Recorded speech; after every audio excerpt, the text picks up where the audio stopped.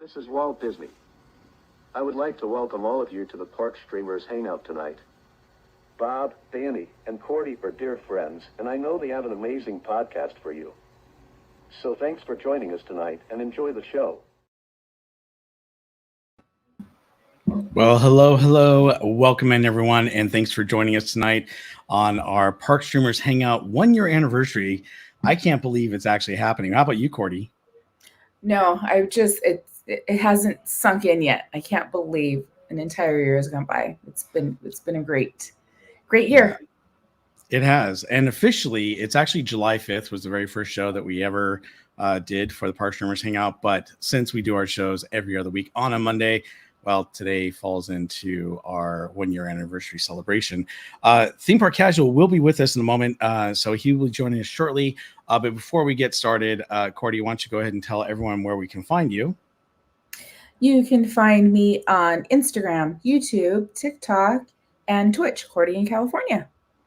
Very good. And obviously, Theme Park Casual is not with us at the moment, but you can find him at Theme Park Casual on, all of his social media channels. So YouTube, Instagram. I don't think he has Facebook. X, obviously. He's on all those channels, and you can find me at BarryPlace28 on YouTube, X, Instagram, TikTok, Facebook.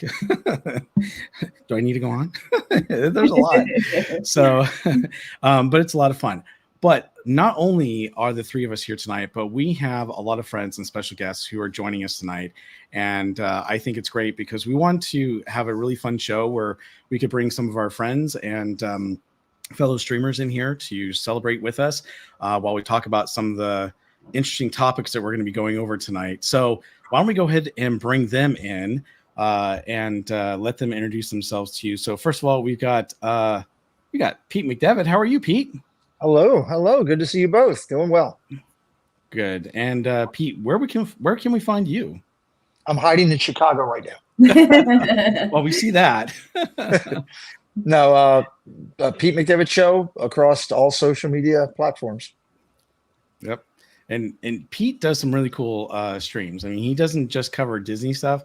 He's got, if you like sports, you definitely need to check out his channel because he does some really cool sports broadcasts. And he doesn't do just Major League Baseball. He even covers some of the smaller stuff. I mean, I think you even cover your son's game sometimes, don't you? I do. I do his travel tournaments. I do his high school tournaments and showcase games, NFL, MLB, and Disney content galore with executive producers in Florida, California, and France. That's awesome. All right. Well, Pete, thanks for being here. Also, we have joining us from the East Coast as well. We've got the Rogue Attraction. How are you? Good. I'm good. I'm glad to be here. Or happy to be here. I meant the Rogue Attraction and Zort. Well, he gets all the attention. He's the brains behind the operation. What can I say? Everyone thinks Jabba was the one that actually was controlling. No, it was Salacious Crumb. He was the real mastermind. So, it's nice to be here. Nice to meet some of you too, or be on panel with some of you too. Yep. And the Rogue Attraction, where can we find you? The Rogue Attraction, TikTok, Instagram, Kick, Twitch, Rumble. I think I'm everywhere the same thing, except for X, and I don't know why I haven't changed it yet, but I haven't. No worries. Yeah, like I said, happy to be here. Well, thanks for being here. And, if you're looking for some really cool streams over at Walt Disney World, definitely check out the Rogue Attraction. He's got some great shows with Zort over there. I mean, I got to ask you a question, though. Do you ever get tired of having the puppet on your shoulder there? There's a nice little indent on my collarbone now. He just kind of sits there. I never, the first time I got it was during the pandemic, and it didn't come with the magnet. I didn't even know there was a magnet for it until a year later when I had to buy another one. And I'm like, wait a minute, I was supposed to have a magnet this entire time? I'm just keeping this thing on here with tension and prayers on Big Thunder Mountain, hoping it doesn't fly off. Wait, did you order it through the mail during the pandemic, or did you buy it at the park at Galaxy's Edge? I went to the park and they never gave me the magnet. They just gave me it without a box because it was raining. It's like, here, do you want the box? I'm like, no, just give me a bag. And they just gave it to me. And I'm like, okay. because I wasn't buying it full price from the part when Galaxy's Edge opened at $100. No, I waited till that thing dropped down to like $40. Like I was not doing it pre, 2020. I saw it. I'm like, you want $100 for this thing? The Banshee's cheaper. No. Yeah. now it's a reasonable price. It's actually cheaper than the Banshee. Imagine that. Yep. There you go. Oh, thanks again. And next we have Winks Wild Ride. So Winks, how are you doing? Good. How about yourself? Good. Thanks for joining us tonight. Where can everyone find you? In Disneyland. Well, what social media channels can we find you on? Winks Wild Ride. YouTube, Instagram. That's about it. TikTok? I think we got TikTok too. Gotcha. All right. And if you guys love Disneyland streams, you know that Winks is always there. In fact, I wish I was like you. I wish I could go as many times as you go during the week. It's crazy. So you go a lot. Well, I'm lucky enough. I live right down the street, so that gives me a I little know. bit of an advantage. It's like right behind where you live. Although Yeah, Cordy it's like goes right a there. lot too. So Yes. so let's see. We are going to be covering a lot of different things tonight, everyone. But obviously, we're going to be swiping out different guests as the show goes along. So as people start joining us, we will put them on screen for you guys to see. We have several special guests that are going to be joining us tonight.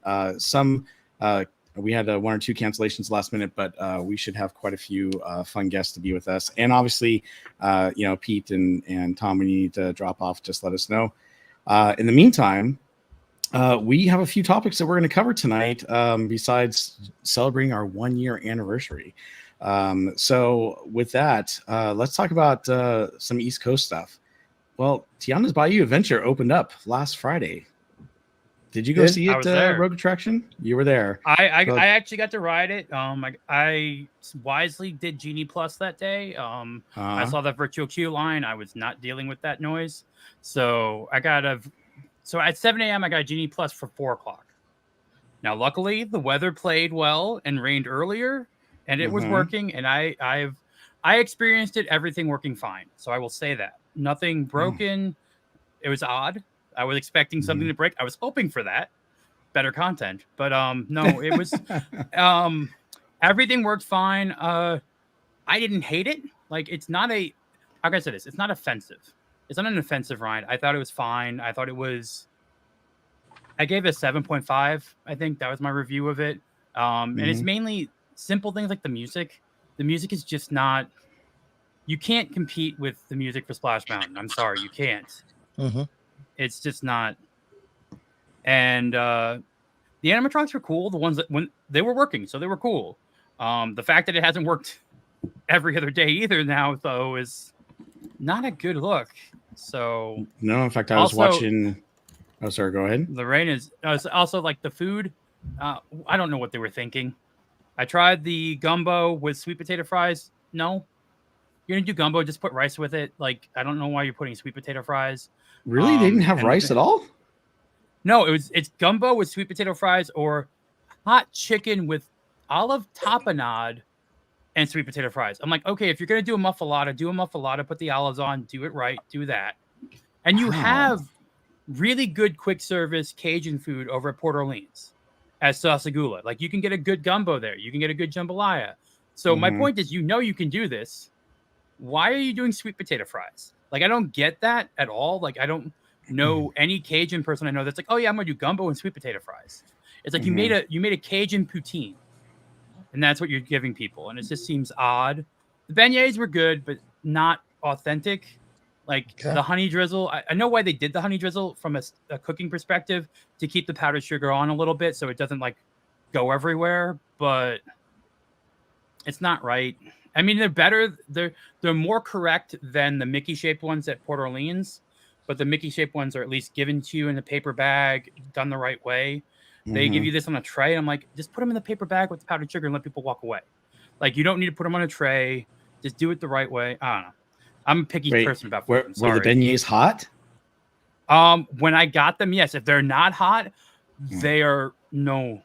And they're bringing them over from another location. They're not frying them in there. I'm like, you got an area that has a fryer and you're using it for sweet potato fries. And then instead of frying the beignets, I'm like, I'm sorry. Like whoever's responsible for food and beverage in that area needs to reset their thinking and like continue on with their life. I'm just saying. I'm not trying to be mean. But the merch is cool. The Firefly. Wait, I have the Firefly here. Cool. Wait, I have. I don't think it's even opened yet. Oh, but here's the Firefly. They got a weird, like a little silicone tab on the back to cover the switch. So there. Let me turn him on. Oh, we there lost. He's on. Oh, I didn't do it. And there's a USB-C cord going into the Firefly's butt to charge him. And then you have another USB-C cord that they give you to charge the jar. So I guess I will say this is kind of like a really unique thing. I wish they would do this for this. So in Avatar, I wish they would do something like this with the seed from the sacred tree. So you could have something like that where that sits on your shoulder and like use the same type of limitation. I think that'd be kind of a cool, like, this is a good concept. They could run with it with a bunch of different things. Like imagine a Tinkerbell with like this. Yeah. Where you could have a little, this is definitely a good starting base for some nice merch if they continue with this concept. How much do they charge for that Firefly? This was $32 with discount. It came to 20 something. So 20% off with the AP discount. I think this is like the one thing I got. Like this is like the only Tiana's merch. Oh, is that me? Oh, it started as soon as Theme Park Casual came aboard. Hey, Theme Park Casual. Hey, kids. It's going. Hello. I'm not going to be able to, unfortunately, I'm not going to be able to hang out too long, guys. I did want to pop in to say thank you to Cordy and Bob for an incredible year. I appreciate your guys' friendship over this time. Do have a little bit of life happening right now. Bob, Cordy, did you guys want me to go ahead with? I don't know. Let's pause on Tiana's Bayou Adventure stuff and talk about our channel real quick. Well, I guess it's kind of appropriate. There's different seasons in our lives, and as they say, a time to laugh, a time to cry, time to reap, a time to sow, and depending on your point of view, this could be a sad time for you or a happy time, because we are with this episode, I believe we are going to be saying goodbye to the simulcast of Park Streamers Hangout. This will be the final episode where you guys will be able to watch all three of us as we talk about theme parks and such. So, like I said, it could be a good thing or a bad thing, but instead of the three of us, you will be watching us on a single channel. We are launching with our next episode, the Park Streamers Hangout channel.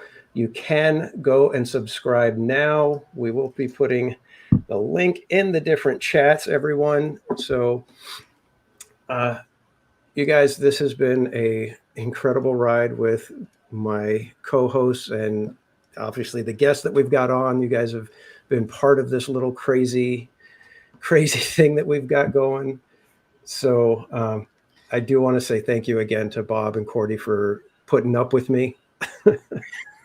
I know I always feel like I'm the oddball, the weird guy in our streams, but thank you so much, you guys, for being my friends. First and foremost, being able to co-host with you guys and hang out at the parks with you has been tremendous over the last couple of years. And same with, getting to know Pete, Tom, Winks, you guys, you're all amazing. We're going to have a lot more guests coming on later. If I get a chance, I will be back later tonight. But like I said, we do have some life happening over here at the Casual House.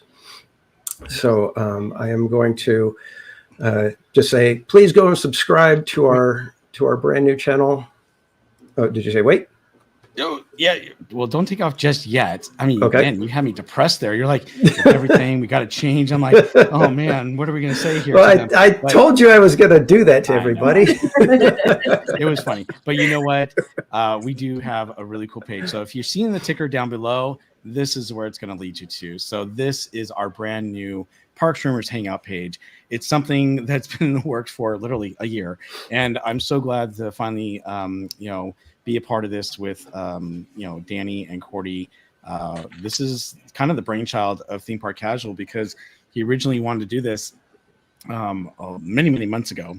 I told him I'd do it with him, and then he was like, "Hey, we should do it with Cordy." I'm like, "Great idea, let's do this thing."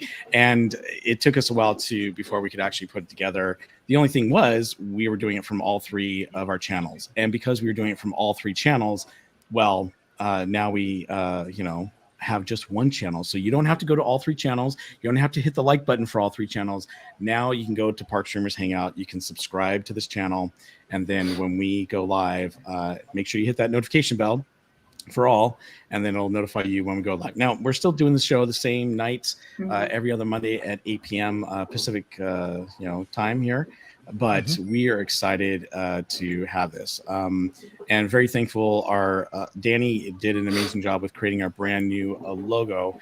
And by the way, I forgot I was going to bring this up, but I know we're kind of rushing here, Danny, to get you off stream. But 1 second here, let me show this because this was a really cool reveal that he created to show all of you. And this, whoops, let me bring it back up. And yes, thank you everybody who's already over there subscribing. You guys are awesome. Yes. So this is our new logo and our reveal showing that it's me, Cordy, and Theme Park Casual. And we've titled it Your E-Ticket to Theme Park News. So we're excited. I think it's going to be a great show. It's going to continue to be a great show. But I want to say thank you to all of you out there, because if it wasn't for you, you're the ones that make this channel for Cordy and Danny and I, and we can't thank you enough. So we hope that you will continue to follow us on this one channel so that we can do our broadcast from here.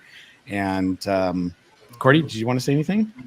Just the same thing. Thank you to everyone. Yeah, head over there, subscribe so you don't miss the next show. But super excited to start a new channel. And thank you, Bob. Thank you, Danny. Danny, thank you for our beautiful new logo and our channel page. And Bob, thank you he does so much like behind the scenes with just getting our broadcasts going. So thank you both so much for that, and of course for your friendship. It's been a great year. Yeah. Thank you, Cordy. Yeah, seriously. Thank you, everyone. Like I said, I apologize that I do have to kind of take off a little bit early tonight and wasn't been able to hang out with you guys and celebrate the way we wanted to and the way we had planned. But like I said, there's going to be tons of amazing guests. And if I can get back a little bit later, I will be back. But again, thank you, everybody, for all the support, all the amazing fun that we've had over the past year plus. And I'm looking forward to many more times to be able to hang out with all of you. So with that, thank you so much, everybody. And we appreciate any prayers you guys have for us right now. So I will go ahead and mute and stop my cam. And Bob, you could just put me off stage. And if you see me pop up backstage, you could just drop me back in. So we'll catch you later, everybody. Bye, Danny. All right. Bye, Danny. Okie dokie. So we'll put him backstage real quick, but we do have a couple more guests. I actually brought someone on a little too soon there, but let's go ahead and bring them aboard. We have two more guests who are going to join us tonight. We have with us Isabel from the Cab Family Adventures. How are you? Hey guys, how you guys doing? Doing well. Thank you for joining us tonight.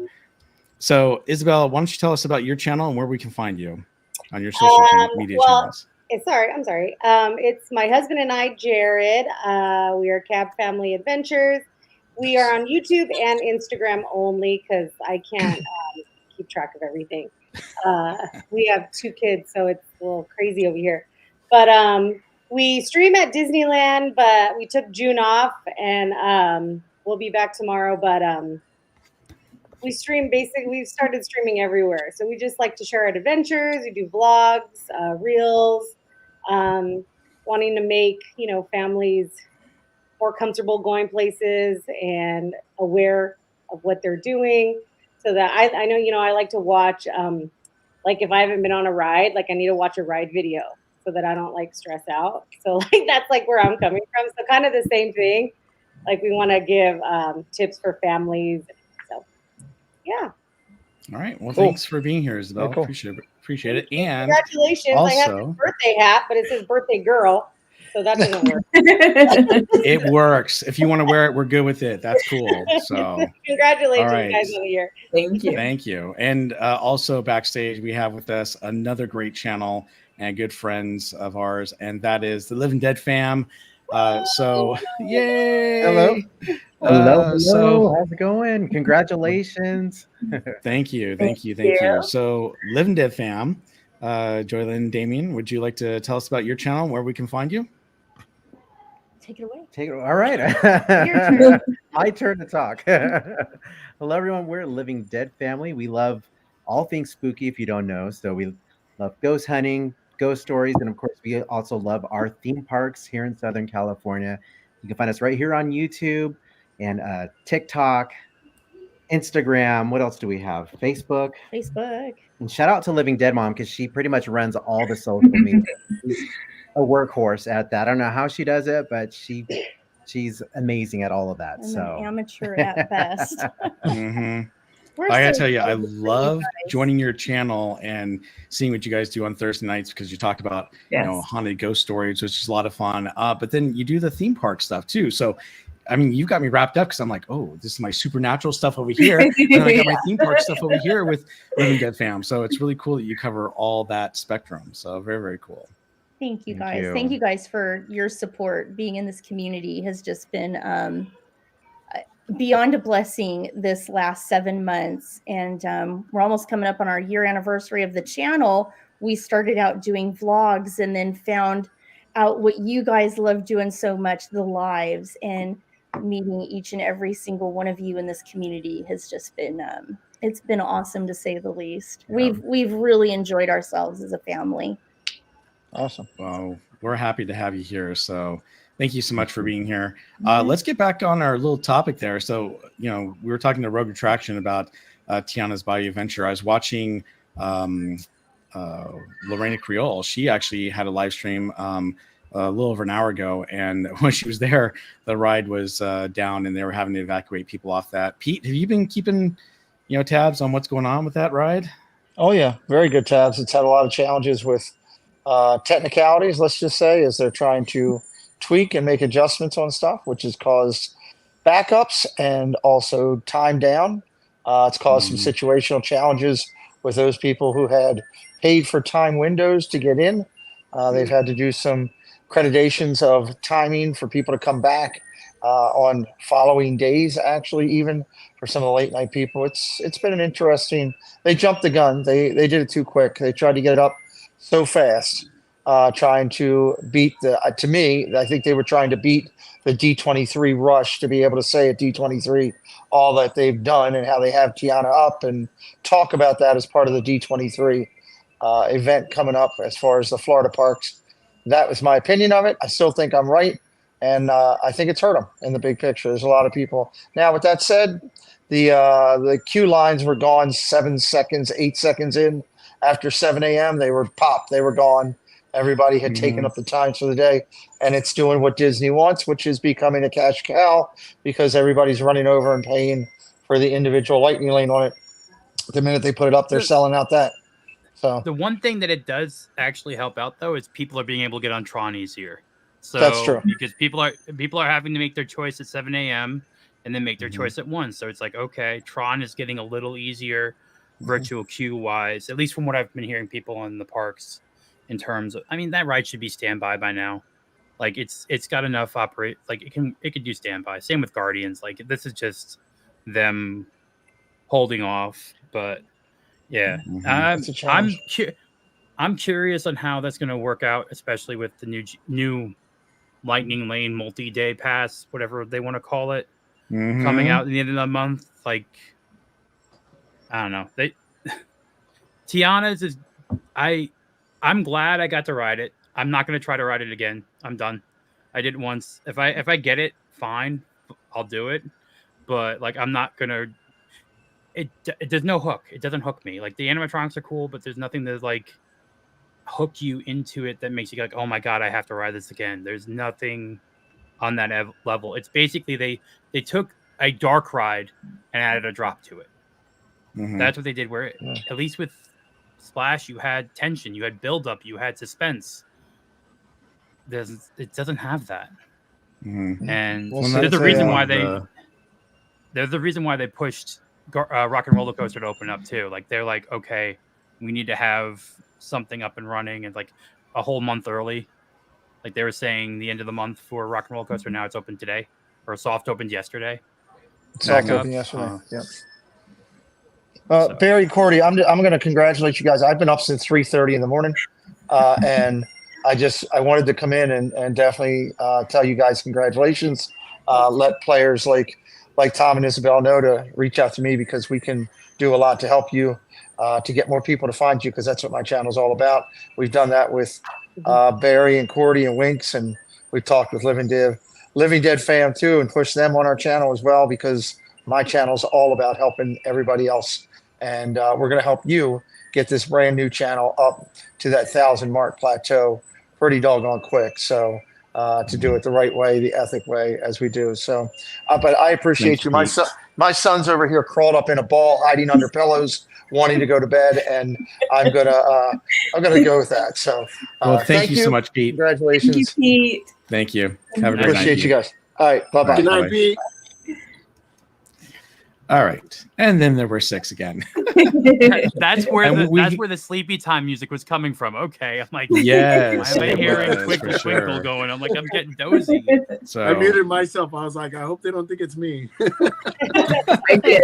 Well, Winks, you know how you like your lullaby. So yeah, I was like, they probably think it's me. Geez.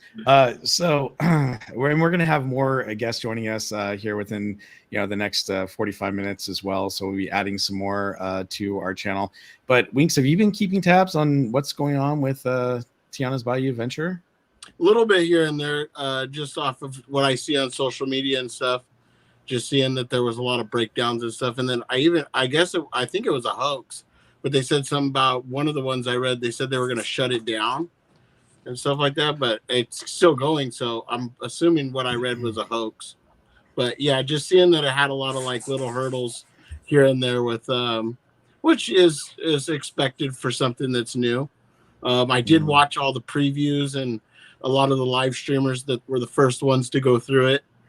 It looked pretty interesting to me. I was actually thinking I couldn't wait to for ours to open to see how much alike it was, and just to get back on, because since I've been going back to the parks since I got my annual pass, my Magic Key, Splash Mountain's been closed, which is now Tiana. So I didn't get to ride Splash for the last time, and the last time I rode Splash Mountain was probably 15 years ago. So.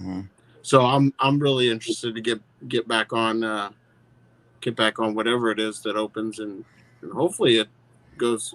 Hopefully they learn from where they're at there, and they don't have as many growing pains. But all that stuff's kind of expected on a new ride. I feel like a lot of the growing pains here are Florida based. I think California is going to have it a little bit easier in terms of their animatronics and stuff like that, with a lot drier climate, let's just say. Well, so we do have a drier climate. We do. But I think the problem is that the same company that's doing the animatronics for Florida is doing it for, Disneyland as well. And they're not hydraulics, they're not made for a water ride like the Splash Mountain, animatronics are. And so that's part of the problem why they're having so many issues with these animatronics. And I agree with you. They look amazing. They look really cool, especially the ones that have full movement.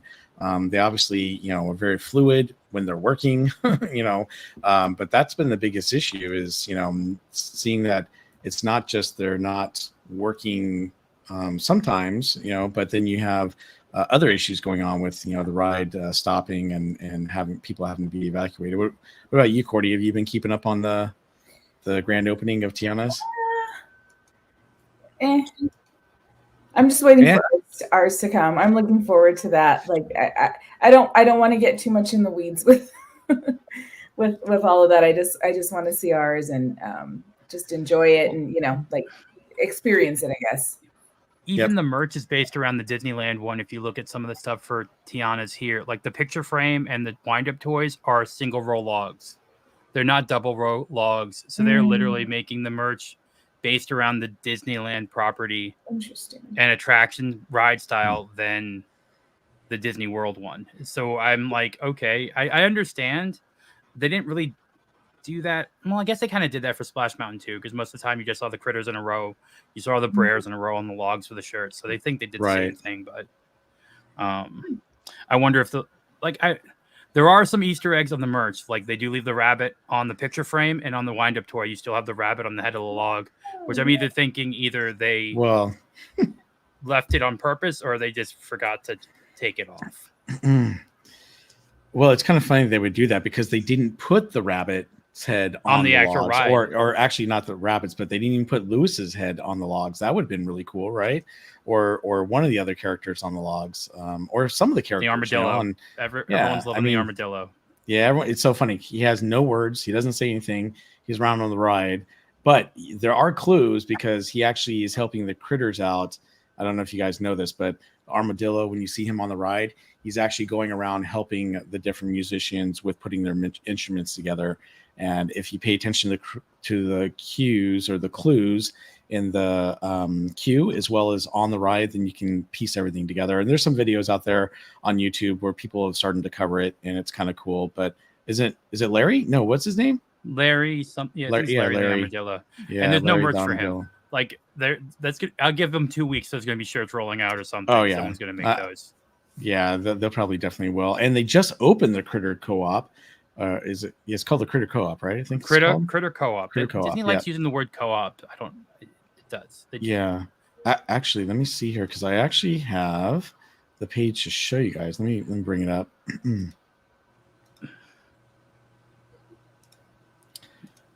So this is coming from WW Magic's website because they just opened the Critter Co-op literally 1 day ago. They didn't open it with the grand opening of Tiana's Bayou Adventure. And it's funny because if I read it correctly, where does it say? I think it's down here. The gift shop did not open with the opening of Tiana's Bayou Adventure on June 28th.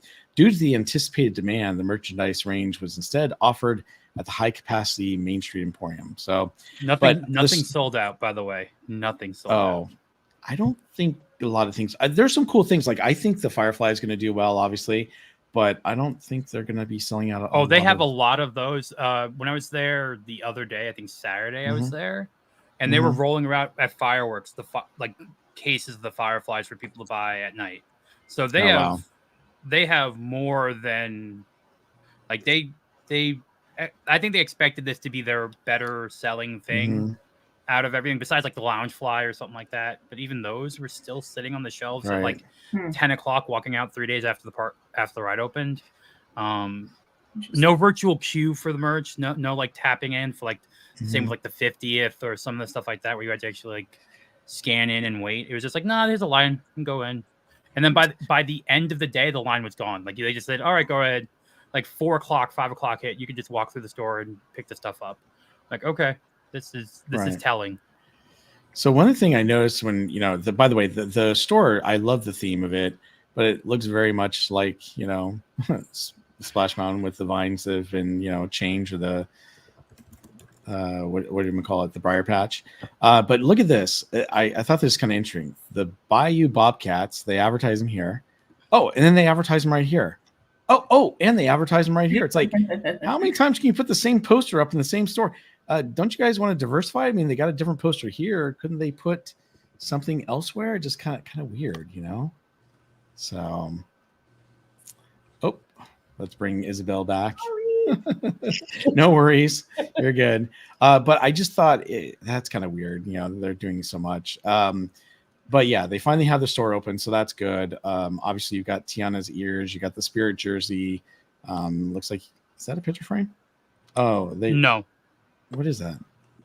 I don't think it's not a pic. The only picture frame is actually of the ride, and they have like Gotcha. a blue wave behind it, and it's kind of odd. Like, why is there a blue wave? I don't know. It's a weird picture frame. Gotcha. All right. But I don't see anything different from what they had in Main Street. There's one piece of merch with Prince Naveen on it, and it's the Loungefly for the ride. Like, that's a little bit interesting. Of like, and I was also surprised the Spirit jersey doesn't have Tiana or any of them on it. It is just the Critters and Louis. Louis. Right? I don't. Louis. Whatever the alligator name. Louis. Yeah, calling him Louis. No one's corrected me. Oh my god.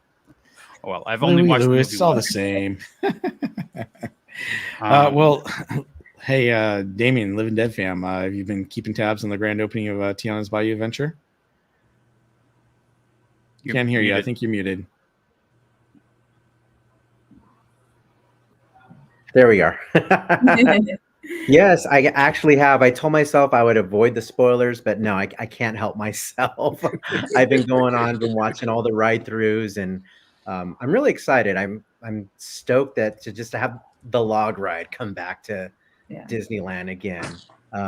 Yeah, I'm gonna definitely miss Splash Mountain, but I'm really looking forward to seeing what all the Imagineers have done with the attraction and how they reimagined it to fit with what's current, what's up to date these days. And no, I'm excited. I really am. I can't wait to get on it and get wet again on Splash Mountain. Oh, did you say Splash Mountain? I'm always going to call it Splash Mountain. It's going to take years before I can even call it Tiana's Bayou Adventures. So. I feel the same. You can't. Okay, I had a problem with that too because I literally had to stop myself. Man, Tiana made me so. Oh God, don't say that. Like, there's too many things that just like I finally wrote. Oh God, I can't say that. Like, it's just like don't know what to say. I'm just gonna say Splash Mountain because like literally every time I'm like, that sounds wrong. That sounds wrong. That sounds. Well, I'm sure then the acronym's gonna come up, right? Are they calling let's it meet at TBA? TBA, right? I'm sure that's Disney likes throwing acronyms out there, so I think that's the next one. TBA. Okay, first non-Disney family that goes down there for a vacation where they're saying, let's go to TBA or meet at TBA. to be announced? Yeah. Okay, so what's being announced? That's funny. Yeah. I don't know. But yeah, I think we're excited. Are you excited for the new ride? Yeah, I think it's been years since I've been on it to begin with. We weren't able to ride it at the end. At first, I was really hesitant about the change. The nostalgia, but now as I've looked at New Orleans differently, I think it just makes sense. And so I think I've embraced it and I'm now excited about it. But that wasn't my first initial reaction. I think I had to pout about it for a little while. And change is always hard, but change is constant. Change is constant. Change is constant. So let's go. Let's do it. Yep. And Hope, I know you want us to cover a bunch of stuff tonight, but I just want to let you know we're probably not going to cover a bunch of announcements because we have a lot of guests and we have a lot of things to cover tonight. So we will do it in I come to my channel on Wednesday, Hope, and I promise I will do all your announcements for you. Okay. With that, Isabel, we haven't heard from you yet. So what do you think about Tiana's Bayou Adventure? So I was fortunate enough to do the last splash. It was so fun. And the nostalgia was, we were really against it. I was like, I told Cordy at one stream, I was like, what is this turning into Tiana land? Like, it just was, but after seeing the ride, like, I think it looks really cute. I know that everybody's upset that it's not this like thrill ride, but like I'm coming from like a mom of a 9-year-old and a 3-year-old. So I think the story's cute, and I'm excited. I do feel bad for Florida because so many things have been going wrong. But I feel like they're troubleshooting so that it doesn't mess up here, which is I'm hoping that that's what's happening. But we'll see. I think I'm more curious to see what they're going to do here with it being such a long line. And, you know, like with last year when Haunted Mansion opened with the overlay, the line went all the way back. And I'm thinking, what are you guys going to do with the line when it comes to Disneyland? Mm-hmm. So I'm curious as to how they're going to maneuver that kind of stuff. But I'm excited for it. I think it looks cute. Yeah.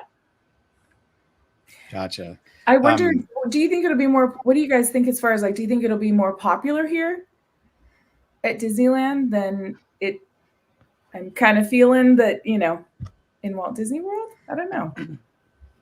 I do. I think that the demographic for California and Anaheim specifically, I think is ready for this. And I do think it's going to be more popular here than in Florida. I hope people get scared away so that it's not as long. Well, I'll get on, you know.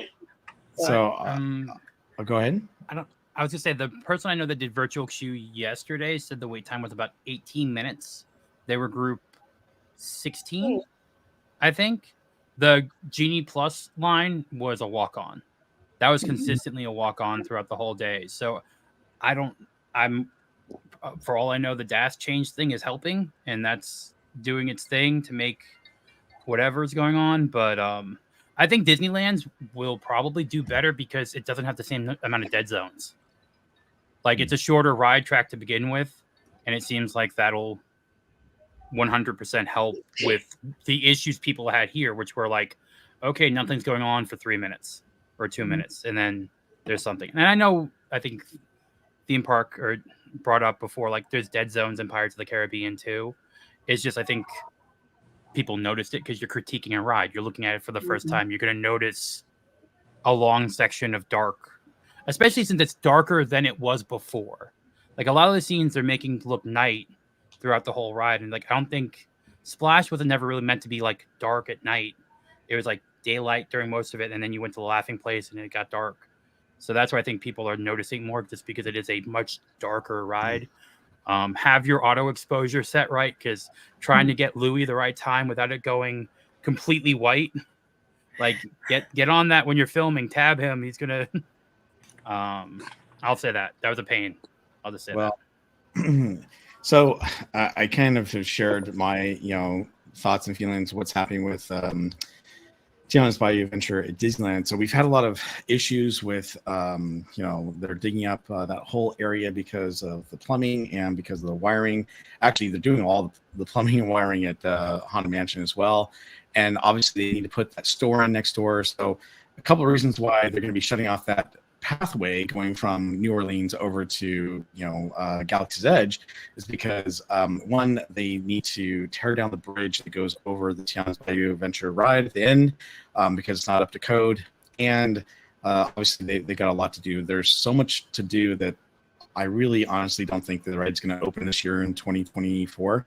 I think it's going to be delayed till 2025, and they haven't even said how long that area is going to be closed between New Orleans and Galaxy's Edge, which I think it's going to be closed for quite a while, just because they're having all these issues. And then I'm hoping that we don't have the same animatronic issues, but I have a feeling that since the same company is doing it, we may have that issue. We'll have to wait and see. Obviously, they've been getting the logs going, and you've probably seen it from some of us putting shorts on there and showing in our live streams, which is cool to see it going. Personally, I'm not excited about Tiana's Bayou Adventure. I think they did a terrible job in Florida, but as far as getting back on the ride and getting wet, yeah, it's the same ride, and it's going to be, as far as getting on the ride and riding around. You don't get as wet. You don't. They don't have the cannons. You don't get as wet. It's not the same ride. I'm just saying. Well, they don't have the cannons. I walked off end. dry. Wow. But you have a double. You have a double one. We have a single one. Log flume. That's a good point. I sat in the center too. Do you guys have like one of the on ours? I don't know if it's going to stay that way. Where you got the most wet on the was it like that first huge? I mean, you got drenched. I mean, it was like a huge bucket getting. If you're in the front row, you're done. Do you guys So have that those, or- there's a second drop. So like you go up to the little one, and then you go around to where everyone can see you going around right now into the swamp, and then you go up again, and you're in like the back part of the mountain. There's a decent splash when you get to the first inside part. So when you go into the first inside part, you get a decent splash. But the big splash was always the cannons, because they sprayed extra water on you. Like, it's just like, okay, we are going to get you wet. And then like the people on the bridge get wet, which, you know, some people didn't like. I thought it was a cool thing. You know, it's hot out, it's Florida, I want to get cooled off. But that decision, I think, is fine in terms of making people not be as like, oh, I don't want to ride this because I'll get wet. Like, you get the same amount of wet as you do in Pirates of the Caribbean, at least the one here where you're getting the cannon splash on you. So that's kind of like a similar level of wetness. It's not like Grizzly River or Kali River Rapids anymore, where you're getting soaked and you're walking around squishy. Like, no squishy walk. So that's good. No one wants to watch squishy. You know, we had guests in the background, and I was going to have them join, and now they're gone. So let me see if I can get a hold of them again. Sorry. No worries. But I do want to talk about something else. So let's see if we can bring that up real quick. Hold on one second. I apologize. I'm getting messages from a couple different people.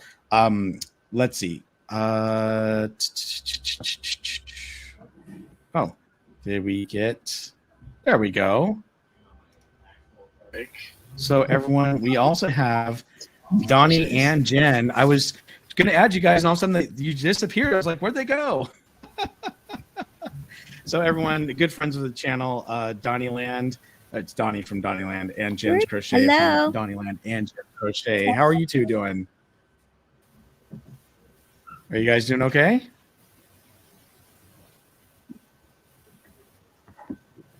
Hello? Hello there. Hear us right now, but for some reason, yeah, we can hear you now. I don't know what's going on. Sorry. Yeah, Donnie, we can hear you. No? Oh, so I guess they can't hear us. Maybe. Hello.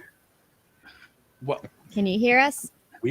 Yes, we can hear you, but okay, good. I don't know if you can hear us. Yeah, I don't know. We were having technical issues. Sorry about that. Are you watching us on the TV? I had to go out. I got you guys balloons. Oh. Aww. You guys are number one. Oh, thank you, Jen. All right, so Donnie and Jen, I guess you guys can't hear us. We got you each balloons. I don't think they can hear us. Turn your speakers up. I guess. Yeah, it's messed up. Turn your volume up. I can't do sign language. If you can hear us, we'll try and log I'm bad back at this. in. Okay, sounds good. So I'm going to put them backstage again and see if they can join us again. All right. 1 second here. I need to send a link to a guest link to one other person. So let me send it here.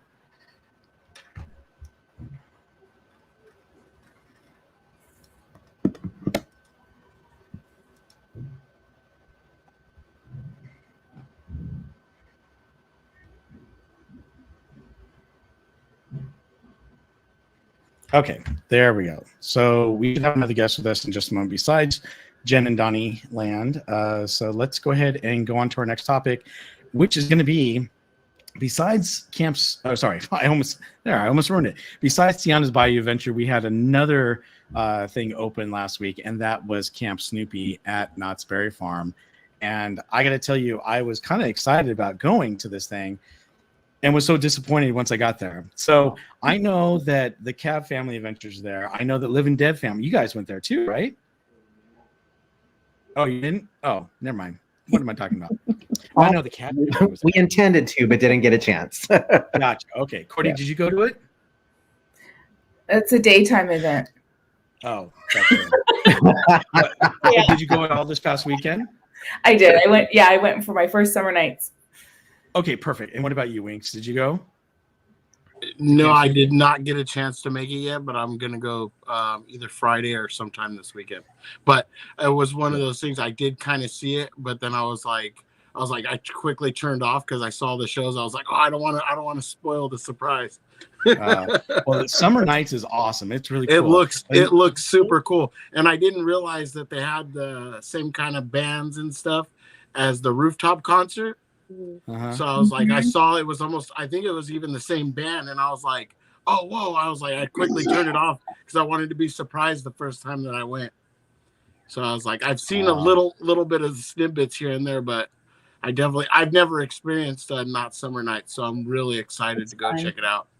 Gotcha. Okay. Well, before we continue on to Camp Snoopy real quick, let's bring on our other guest that just joined us, and that guest is Lorena Creole. How are you, Lorena?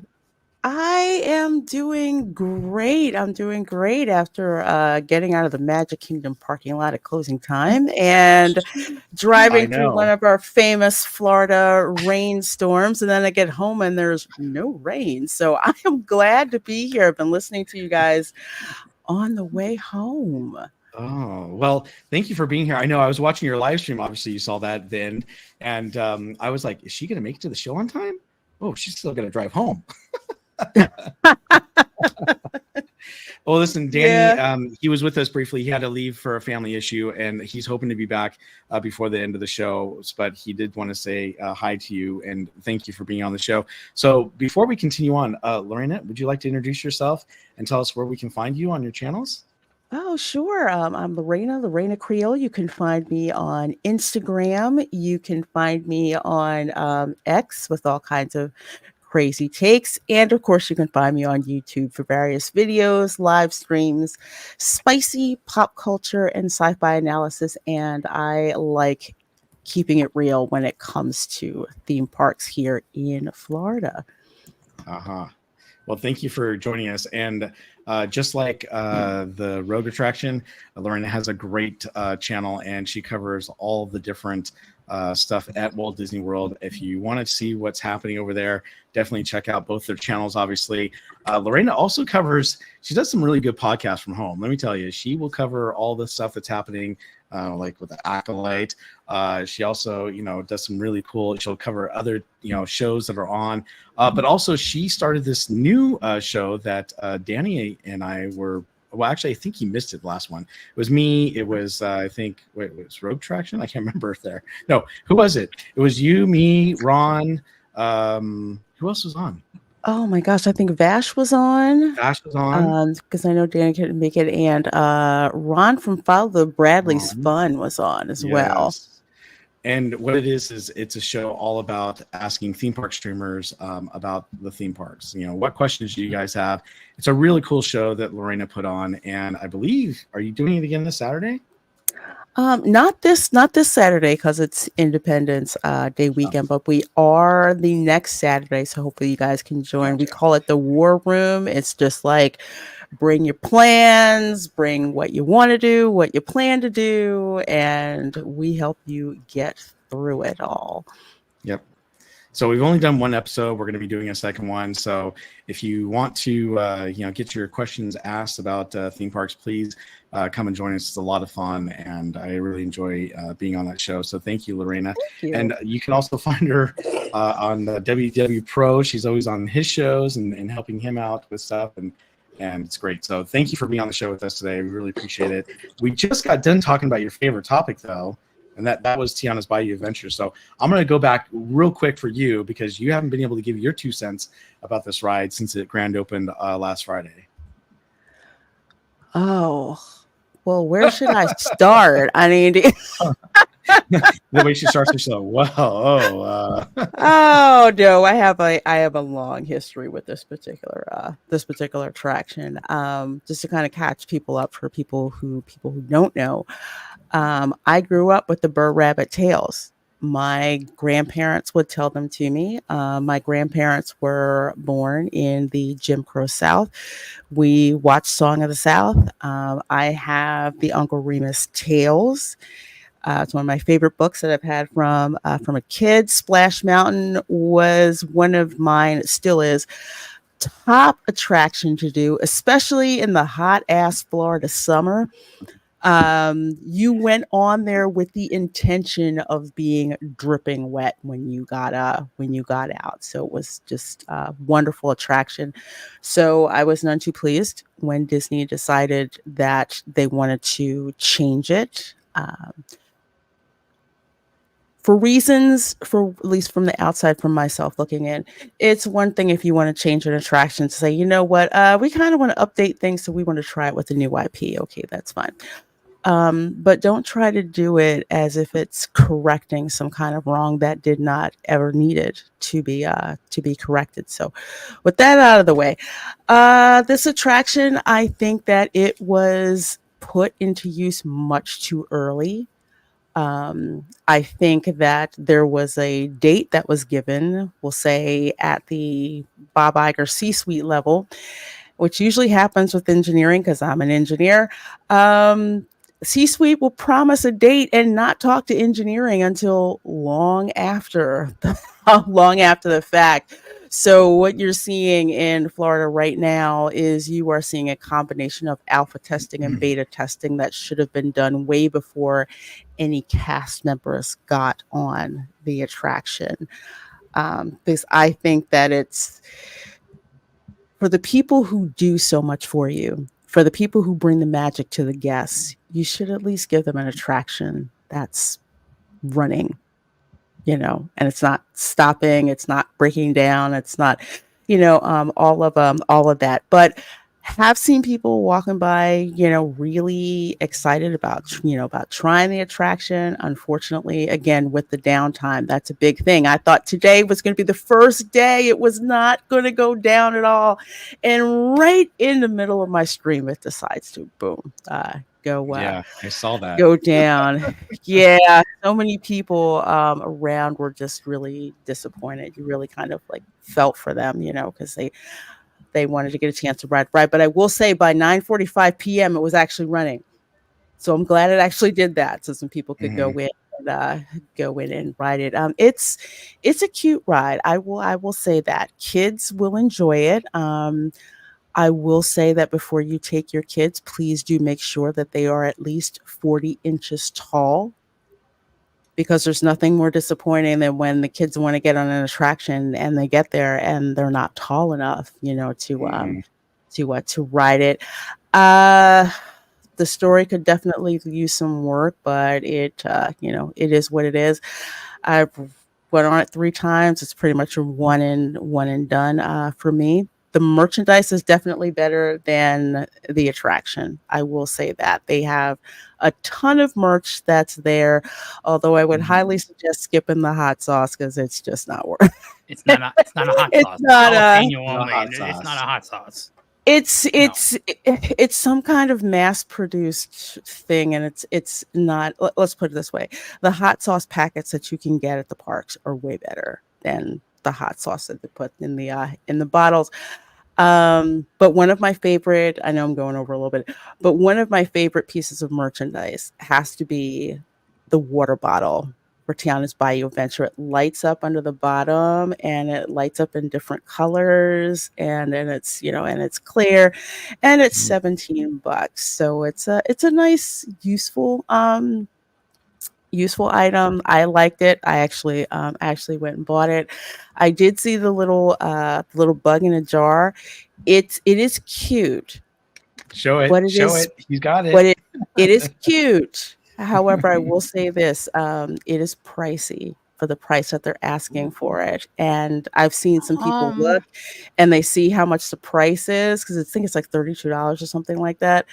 So if it's a choice, and this is what I'm seeing, a choice between the bug in the jar and the bubble one that you pay $30 for, it seems that the kids are going for the bubble ones more so than that. It's not too off of the regular shoulder pluses, though, because they'll normally sit around $25 now. So it's kind of... Yeah, this is 32. Real quick before we continue on, let's try to bring Donnie, Lena, and Jen back. Are you guys there? We made it. Us? I see people. I can hear you. Okay, good. Because I don't think you guys could hear us before. We could hear you, but I don't think you could Oh hear no, us. it was all messed up. Yeah, sorry about that. We had a backup plan, and that's what we had to jump to plan B. So real quick, since we couldn't hear you earlier, so Jen and Donnie, why don't you tell us where we can find you and on your socials? I'm on Instagram and I'm on we're on all the socials. Yeah. Jen's Crochet and Donnie Land. We're on all the socials. All right. Well, thank you. And so let's get back, Lorena. So you're talking about, the different merchandise that you have seen while you were showing it on your live stream today. And it was interesting going through the merch. And I agree with you. The merch seems like it's a little bit better than the ride. Oh yeah, it's a lot better, but that's just my opinion. There's so many little there's so many cute things that they have. Items at pretty much every price point. So I think there's something for everyone. The picture frame I think is really cool. It's very unique how they put that together. Yeah. So Rogue Attraction was saying that the log they're using though for that picture frame is a single log like they have at Disneyland, not at Walt Disney World where it's a double log. Yes, it is a single one and a little rabbit on the front. I noticed that's what he said too, and I was like, really? That seems interesting. Yeah, I noticed that. I'm like, okay, I guess it's an homage, kind of like in the queue for Tiana's Bayou Adventure. When you first walk into the building, up on the top of the shelf, there's like a little tiny rabbit. If you blink and miss it, if you weren't paying attention to it. Well, I know you couldn't stay too long, Lorena. Are you able to stay with us a little bit longer, or do you need to take off? I got like maybe about 5 minutes because I'm hitting the wall. No problem. You guys know what that's like. Yes. Well, I know it's really late over there, so I appreciate you being here, obviously. But we do have another friend of yours who's going to be added to the stage here, and everyone, I'd like to welcome Vash Sky. Well. Hello. How is everybody doing today? Glad to be here. I do apologize that I'm late. I did not mean to be, but looks like I came in at the perfect time because, man, you're filling up here, Bob. We are. So, but I'm so glad that you're here, and I'm glad you got to be on with Lorena while she's here as well. Everyone, this is Vash Guy, good friend of our channels as well as myself, and he has a show called That Park Place that he's on, as well as That Park Place Online, where I'm with you on Tuesdays, and it's a lot of fun to be on. But why don't you tell us where we can find you on your socials so that everyone can come and watch you? Oh, the best place to find me is going to be at Vash Sky. It's right down there.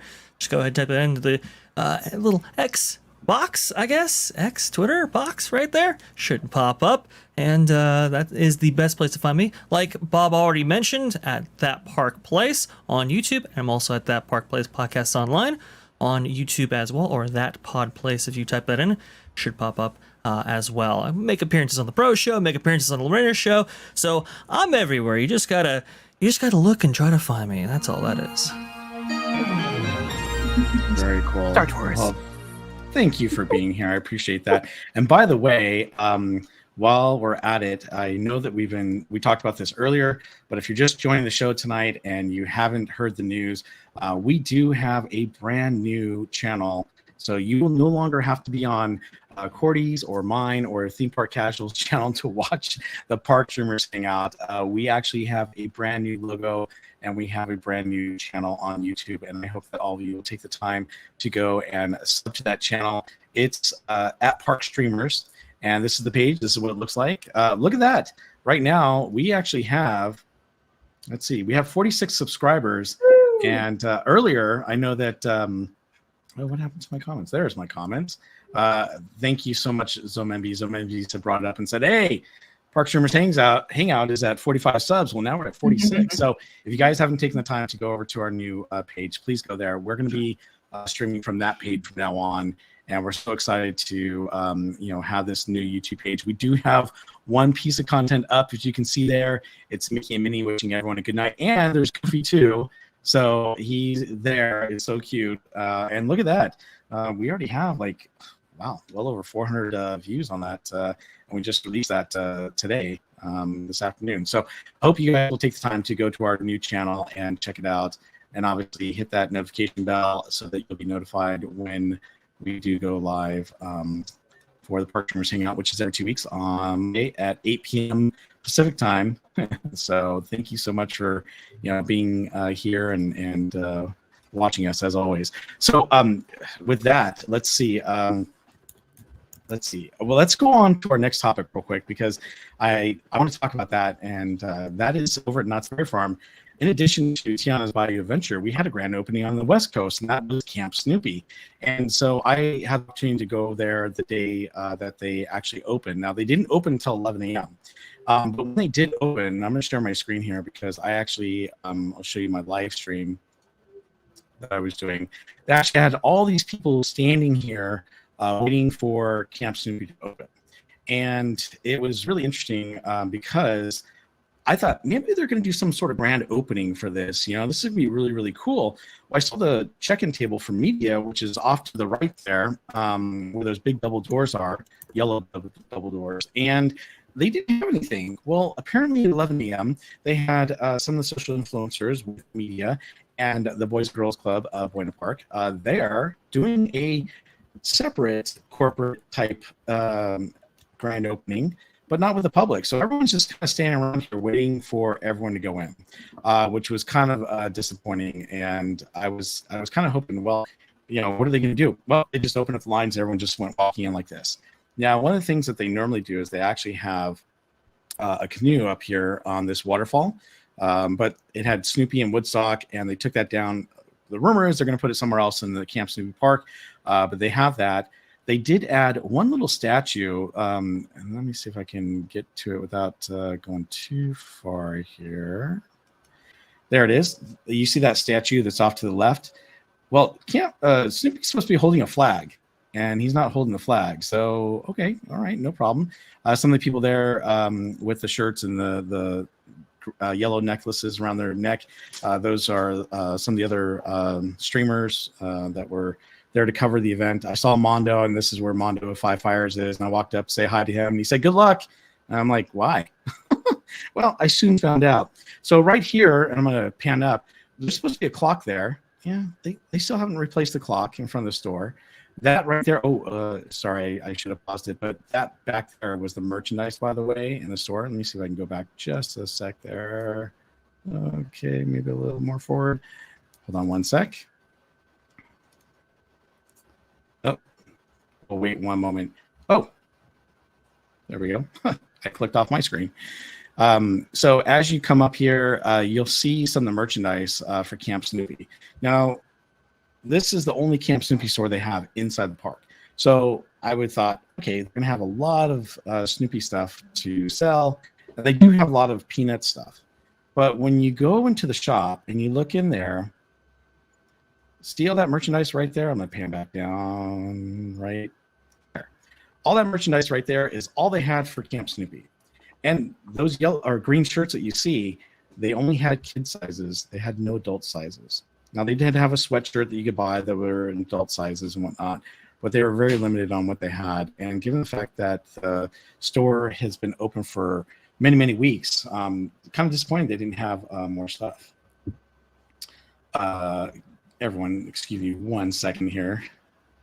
I apologize. It's unbelievably disappointing that it just seems like Cedar Fair, Knott's Berry Farm, rushed this opening so badly. Rushed not only the merch rollout, which we can see with the limited merch available and this store not necessarily being 100% ready for showtime, but also to the land and some of the things that were either canceled or delayed or maybe things that haven't even started in terms of construction. Just really, really disappointing. But hey, Bob, don't worry. I'm sure things will get a whole lot better now that Six Flags Cedar Fair merger is complete. I'm sure it'll all work out, and this will be the last time we have anything like this. If you guys are wondering who this guy is, the sunglasses, this is my famous brother. He's actually one of my mods, Chad, so you've probably seen him before. So, yeah, he was with me that day, and so is my daughter and my dad. We were all hanging out at the Camp Snoopy grand opening. Yes, and my daughter just told me that's her friend Reagan that was with her. So this over here, now area was the former theater for Camp Snoopy. And I was over here going, okay, I can't wait for it to open. But when I was there the week before, it didn't look like anything was ready to be open. And I see this and I'm like, what the heck is this? Well, instead of doing the theater, that big board you see in the background, yeah, that's where the stage was for the theater. They decided to turn this into a picnic area. Now they've got poles up and they have not put up I guess they're going to put some tarps or awning up to cover that area. So it'll be shaded, which will be nice. But it was kind of disappointing. They decided to put out just some picnic tables. Cab family, you were there, right, Isabel? Yeah, so what did you think of this? We have umbrellas on the tables now. We went. Oh. My husband went Friday. Wait, what did it open Thursday? And then we went last night, and there was umbrellas up. I mean, I have my thoughts, but I want you to finish your thoughts. Okay. Well, I'm just going to kind of go through this as quickly as I can. So one of the, whoops, I passed it. One of the other things they had open, I went too far back. There's chat again. Oh, I see it. Let me see if I can get it. I just passed it. One sec. Okay. So one of the new things they have is that they took the Beagle Express, which is right here, and they turned the locomotive into an electric locomotive. The week before, all they did was advertise on Instagram about it opening, come check out the grand opening. And I walked up to that employee there and said, oh, what time are you guys opening up? And he says, we're not opening up today. We don't know when we're going to open. I'm like, what? What are you talking about? Yep, don't know when it's going to open, but they're having technical issues. I'm like, well, that's not good. So then after that, we came over here to this area. This is a Grizzly restaurant, and right here, they were supposed to build some patio area where you could eat out on the deck. And then down below, you have those little water pontoon bridges, kind of like what you have at Disneyland for Pirates Island. And those were being worked on. They're being refurbished, but they were not open. But they started putting water in there. You can see I'm putting my hand out because I was describing what's supposed to be there and what was not there. The other new thing they have is the Snoopy Tender Paw Twister Coaster. So this Tender Paw Twister Coaster, it goes around twice. So waiting in line, you do get it is worth it because you do have the opportunity to ride it twice in a row. But when I was here, I was trying to record the second run. We just missed the first one after they opened. And there were some other people standing around me, and it took a long time for them to get this going. Let me see if I can, oh, there we go. So this is what it looks like when it's running. And it should take off here in just a moment. Obviously, a lot of the employees are still in training, and so they were taking a long time to load people on and take people off. But I'll tell you what they were also doing after we see this go, because I'm going to watch this real quick and then chime in. There it goes. So it's a very short coaster. Like I said, they let you go twice. So it goes up and it comes around a little, loop. And then kind of zigzags a little bit here. And then it shoots off again, where it goes up and around one more time. And then it comes back to the station. And then once it goes into the station, it goes again a second time. Now, what you're not seeing here is that there were a lot of people who were upset that day because they're being told they could not ride the ride. Now, this is supposed to be a family coaster, and they were supposed to let everyone ride with the kids. And apparently what happened was that, we got some lag on the video. Sorry about that. Thanks for letting me know. Basically, what's happening is that they put dividers in the seats, and now adults cannot ride with their kids. Or if you're too big, you cannot ride the ride, and they're asking you to leave the ride. So this was really disappointing with this ride as well. The other thing was they were supposed to have Camp Swing. It was Sally's Swings, and they haven't even gotten close to having that open. So that was still behind walls. And then the last thing is this brand new ride, which is right here. This one right here is the Off-Road Rally. Let me see if I can go fast forward just a little bit, because I want to show you what it looks like when it's actually running. And And then right next to this, there's a wall, but that wall, I believe, is going to be a meet and greet. And after this is the last thing to cover for Camp Snoopy. I think someone's going to be coming down just a moment. Let me see here.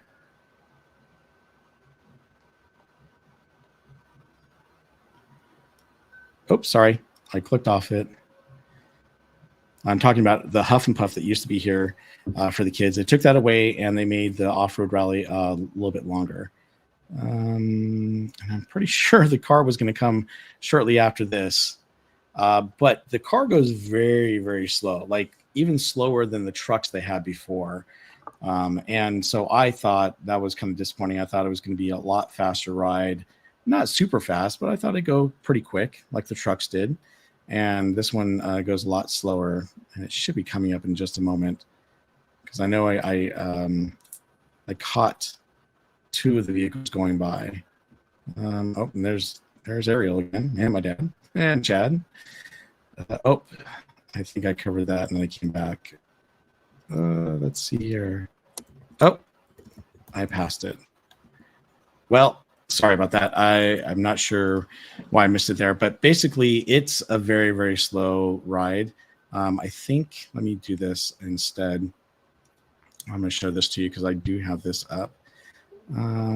I have this. I should have just showed you my short. That's it right there. So that's as fast as the ride goes. Very, very slow. I was like, wow, that's pretty slow. So altogether, yeah, they finally opened. I know that they were delayed, and mainly they were delayed because of the fact that they had a lot of rain going on. But I was kind of disappointed because I thought, wow, they are going to have everything ready. They're not going to, open this when it's not ready. And I feel like we got two rides, one Walt Disney World, and then of course, Camp Snoopy over here and the West Coast, and things just weren't quite ready to be, rolled out for everyone. So. What were your thoughts there, Isabel? Okay, so backstory. Last year I went for Camp Spooky their first day, and there was nothing, no hoopla. The train was closed, like nothing was set, and so this time I didn't really have high hopes. But we want to be positive for our kids, so I'm disappointed personally. I'm disappointed. That open area, if they hadn't taken out airmail and the theater, then it would be a great place. But knowing what they took out to have that, I think I know that they canceled the theater, but I feel like then they should have done something different. So that was disappointing. And then we still haven't gotten to ride the train because they closed it early last night, so it wasn't even open. And normally it's only open on the weekends, like they don't open it during the week, so we haven't gotten to ride the new one. I've seen a video of it and it looks really cute. So if that was open, I think that would have made me feel better. I think I'm unhappy with what they took out to make what they have, like the camp bus is gone, and seeing that the coaster is the same size as Timberline Twister, that same area. And so why didn't they just move, make that cute little statue thing they have. We were calling it like a Mount Rushmore, but with Snoopy on it. It's like a rock carving. They could have moved that to like that little river area and just closed off that bridge and then kept Camp Bus so that there's more rides over there. But we haven't been able to ride the ride. And talking about people not fitting, Knott's is, you need to be thin to ride those rides at Knott's. Because, we can't fit on, and that's what my worry was. We were in line for the little roller coaster, but it broke down and we ended up doing something else because it was almost closing. And I'm thinking, I'm not going to be able to fit on this ride. Like, I know it.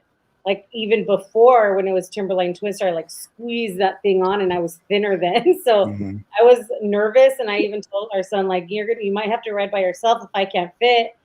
And he says, well, you're going to fit, Mom, don't worry. And I'm like, okay, but we didn't get a chance to find out. But, I wish if they were going to have it tiny like that, they should have had one of those little seats outside to measure it. Yeah. Like they have with the roller coasters, because Ghost Rider, same thing. I mean, if you can't fit on Ghost Rider if you're heavier either. But that was, I was worried about going on there, and then we did go on the little trucks. It was so slow. It is so slow. I did a little bootleg video. I like was hiding my phone, and and I was gonna post it. You know, I was gonna be sneaky, and I'm just making all these little clips, but like making jokes. It was so funny. And my son's like, it's okay, Mom. It's good. And it was so slow. And our 3-year-old thought it was great. And but our lights didn't work on our truck, so it was dark. And so my son's like, the lights aren't working. I was like, yeah, it's okay. And it's a cute little but there's like no music and like there's no audio. So like, why don't you have like Linus like taking us through the ride, or aren't you playing like some kind of music? But at one point we almost bumper carred the car behind us, almost like hit us a little bit. And she's like, oh, right. It was like a weird, because it was so slow that they were kind of, I don't know, maybe our truck was too heavy. I don't know, with all of us in it. I mean, it's cute. I wasn't impressed with it. I wish they go ahead. No, you go ahead. Go ahead. I was going to say, see Lorena and Rogue Attraction. It just doesn't happen on the East Coast. It's on the West Coast too, where things don't work or open when they're supposed to. So, yeah, I'm thinking you guys bought Six Flags, but you couldn't do Camp Snoopy, right? Like, I don't. Well, like, that's why you couldn't do the theater, because you guys were buying Six Flags. But I don't know. And she's bringing up something that just was supposed to be finalized today, which actually did, and that is Six Flags and Cedar Fair merge into one company, and now they are they are one of the biggest theme park companies out there. They've been renamed to Six Flags Entertainment, and so that just happened today. But we'll get back to that in a moment. Let's see. Cordy, what did you think about the grand opening? What did you think of Camp Snoopy when you went through it? Well, I didn't go through it, but I tried not to watch too many things. I watched one where, I don't know, it was kind of sad because I saw, what I know of it from, previously, like I heard that the water wasn't filled in that little creek. They were filling it up that day, but it wasn't completely filled. They still had a long ways to go, and of course the bridges are incomplete. So yeah, I just feel bad because it was like such a big thing, right? Like, oh, it's coming, and then it was a little bit delayed, right, from what I understand. So I was really rooting for that. But it's funny, and I've just started. I'm now a pro, of course, but I've only been going back to Knott's fairly recently. But the first thing I noticed was the Snoopy and Woodstock missing. And that's like, it's kind of like iconic right here. So. Yeah, are they supposed to bring that back, that canoe? They are, but according to what my brother told me, that they're supposedly going to put it elsewhere in the park in Camp Snoopy. But the thing was, even remember that statue I showed you guys in the beginning of my video, and Snoopy's supposed to be holding a flag. He's not holding the flag. Well, Snoopy's angled more towards not the people, but towards the side of the wall. And I'm like, why is it angled that way? Shouldn't it be facing this way towards the crowds? I was just kind of dumbfounded by that. And don't get me wrong. Some of the rides are good, and once they get everything together, it's going to look great. My whole thing, and Danny and I talked about this, and I know he's not here, so I'll speak for him. But when we were talking about it, because he's like, man, I was watching your video. I'm like, what the heck happened? He goes, these are theme parks. These are people who know theme parks, build theme parks. They've been doing it for years. Why can't they get their act together in making sure that these things are ready to go? Now, if they're not ready to go, I get it, but don't give a date. And and kind of like I think that we've all been saying, regarding Tiana's Bayou Adventure.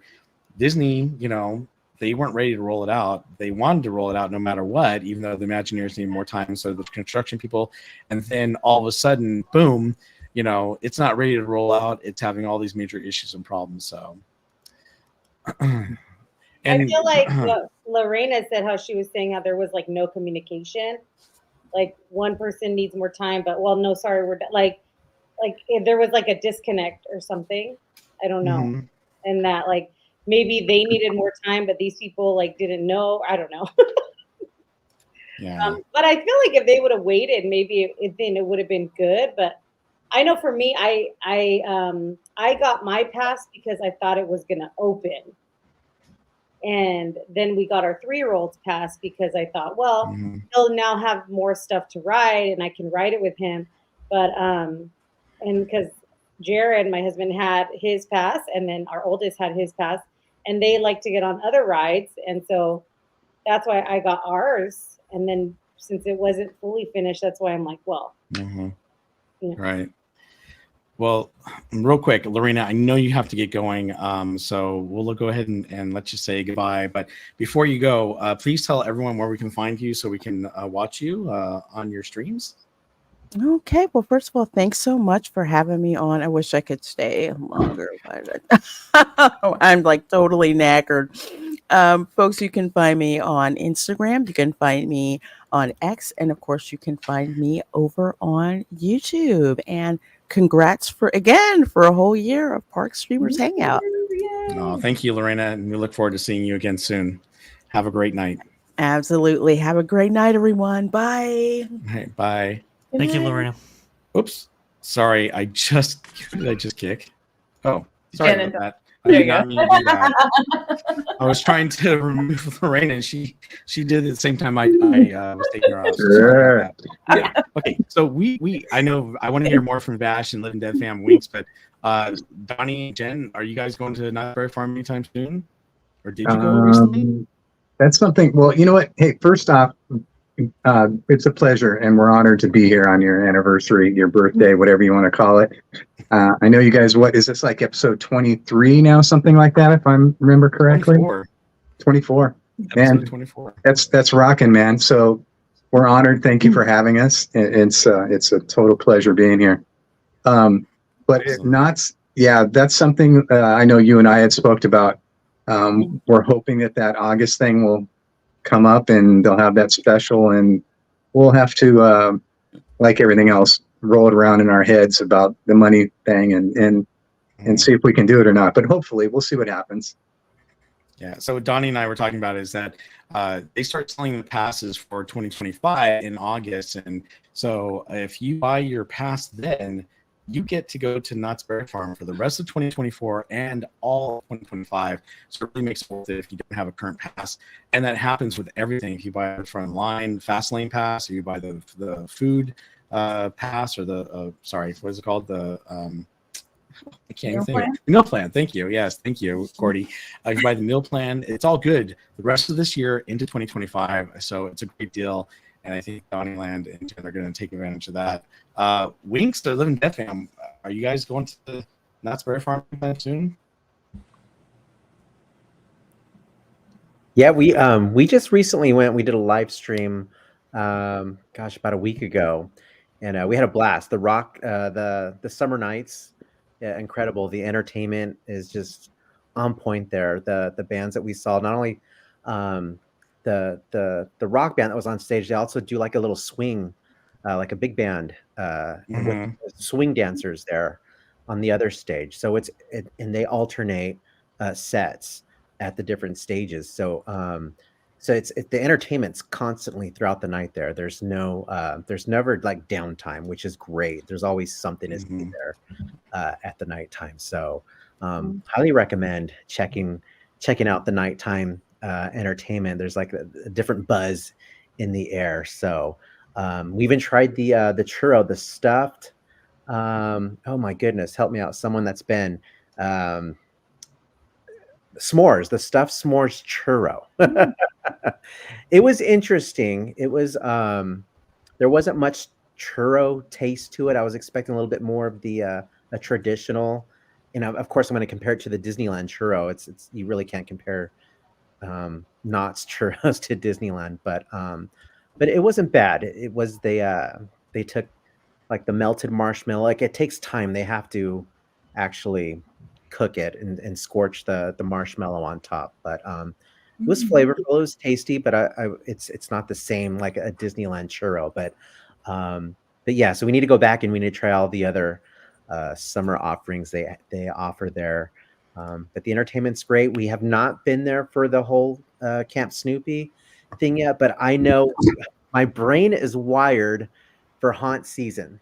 So I'm gonna be like, okay, what can they do here? Where are the monsters gonna jump out of here? Like, are they gonna reroute things? I'm excited. I can't wait for Knott's to announce their mazes there in Camp Snoopy, or a maze or a scare zone. They usually do at least one maze and one scare zone there. So I'm already looking forward to what's to come for this haunt season there for Knott's Scary Farm.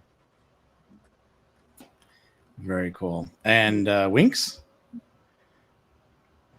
Yeah, I'm going to be going probably Friday or sometime this weekend. So I haven't seen anything lately. I haven't actually been in quite a while, but I'm looking forward to seeing everything and checking it out once over. But I am kind of bummed to see that the stuff it does, like was mentioned earlier, it does kind of feel like Camp Snoopy was a little bit rushed, and there should have been a little bit more time given to finish everything, so that way it could have been, fully immersive for everybody. And then to hear that some people aren't able to ride the roller coaster, that's kind of a bummer, because I was hoping that it was going to be something that the full family could ride, Well, that was the whole point, is that it's supposed to be a family coaster. When they talked to all the family members or the guests, and they said, hey, what is it that you want at a Camp Snoopy? They said, we want to be able to ride the rides with our kids. And they said, great. And so they have the right idea. I just don't know how they screwed up with the roller coaster by putting a divider in between. Those coasters are pretty small. They were the previous one. I had a hard time getting in there with Ariel, much less in Jaguar with my daughter. So, and she's getting really tall now, so there's no way I could ride with her in some of those rides. So I was looking forward to this one too, and it's like, oh, well, I guess not. I guess I'll stick with Sierra Sidewinder. So real quick before we continue on, we have some guests in our chat that have been very, very nice. All of you have been great, and thank you so much for wishing us a happy anniversary. I know Trish had done this early on the message. Winks also congratulated us on 1 year anniversary, so thank you, Winks. I appreciate that. But we do have some people that gifted us memberships, so I just want to say thank you to all of them. So Ruby Hoove, thank you so much. You gifted one Berry Place 28 membership to my channel, and I really appreciate that. Slim Devon, who's always so generous, by the way, Slim, you are very, very generous, and I appreciate it. You gifted a membership to me, but not just once, but you did it twice and a third time, and then you went over to Cordy's channel and you also gifted a membership to Cordy's channel. Brian Sevilla also gifted a membership to Cordy in California, so thank you so much for that. And then Zomembis, oh my goodness, 5 gifted memberships to Cordy in California, so those are amazing. Thank you so much, everyone, for taking the time to gift those memberships and support our channels. We can't say thank you enough. Cordy, do you want to say anything? No, I you guys are just such an amazing community. We just appreciate you guys so much. Like, love you guys. Well, wait, what's this? Brian's like, Cordy in California, thanks, Vash. Oh, we can now play tic-tac-toe with the Park Streamers squares. That is true. Yeah. We're Hollywood squares, I'm like dating myself. I was thinking Brady too Bunch. Funny. What's that, Brady Bunch? Yeah, we could do it now, right? Here's the story. A bunch of streamers. Yeah. Very cool. What's that? Oh, did I miss Hi, anything? Linda Lou. Linda Lou. Hey, what's happening? See, I didn't even see you there because you snuck into the channel and I'm going to be next to Winter. All right. I did, Linda. and I had to ask you, Barry, about Camp Snoopy. Oh. Do you miss all the horns from the semi trucks? Yes. So you know what? Okay, yes and no. Because here's the funny thing. When I went over there, I'm like, dang, it's really quiet over here. What's going on? And I'm like, oh, they took the horns away. I forgot.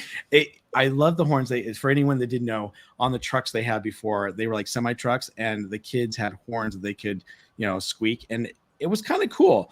And then after about 3 minutes, you're like, okay, can someone take that horn away from that kid or that kid over there?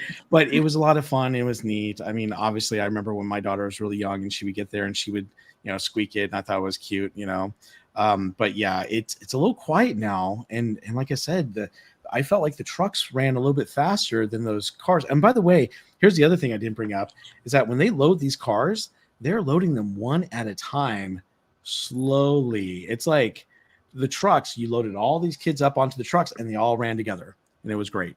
This one, they go one out. And by the way, the wait time for coming back to the station, you're waiting forever to get off the vehicle. So obviously those are things that they're going to get overcome, right? They got brand new cast members who are, learning the new rides and everything like that. I just was a little disappointed. Look, Living Dead fan was so disappointed they got up and left. I'm just kidding. Plug in my Mac or you're going to lose us. Oh, that's not good. First All right, world problem. I'm like, where's the charger? Something I wanted to show. Oh, you know what happened? It disappeared on me. Hold on one second here, everyone. I think when I lost my internet connection earlier. So when I lost it, I think my page disappeared. 1 second here. So there we go. Go back up in a second. Bring it up. Let's do this. Huh. Okay, let me close that page. And this is the bummer. I had it all up and ready to go to show you guys. While he's doing that, I just want to say I've gone to one summer night and I love it. Like, I cannot wait to go back. Tell us, what'd you like? So much fun. So much fun. But yeah, and I noticed how they have like every night, right, is a different group of bands playing. Mm-hmm. So that I like that too. So then you have to go like every night so you can see them all. Cordy, did they have the DJ at that on the roof of that one building across from Johnny Rockets? No, I don't think so. No. Yeah, so they didn't have the DJ the night I was there either, and I was really disappointed that they didn't have the DJ. But the night I was there, they had Mike Dangerously and the Royal We, as well as Holy Crow Jazz Band. But on the weekends, they have a lot more to offer, and Danny was showing that. And then did you do a live stream while you were there, Cordy?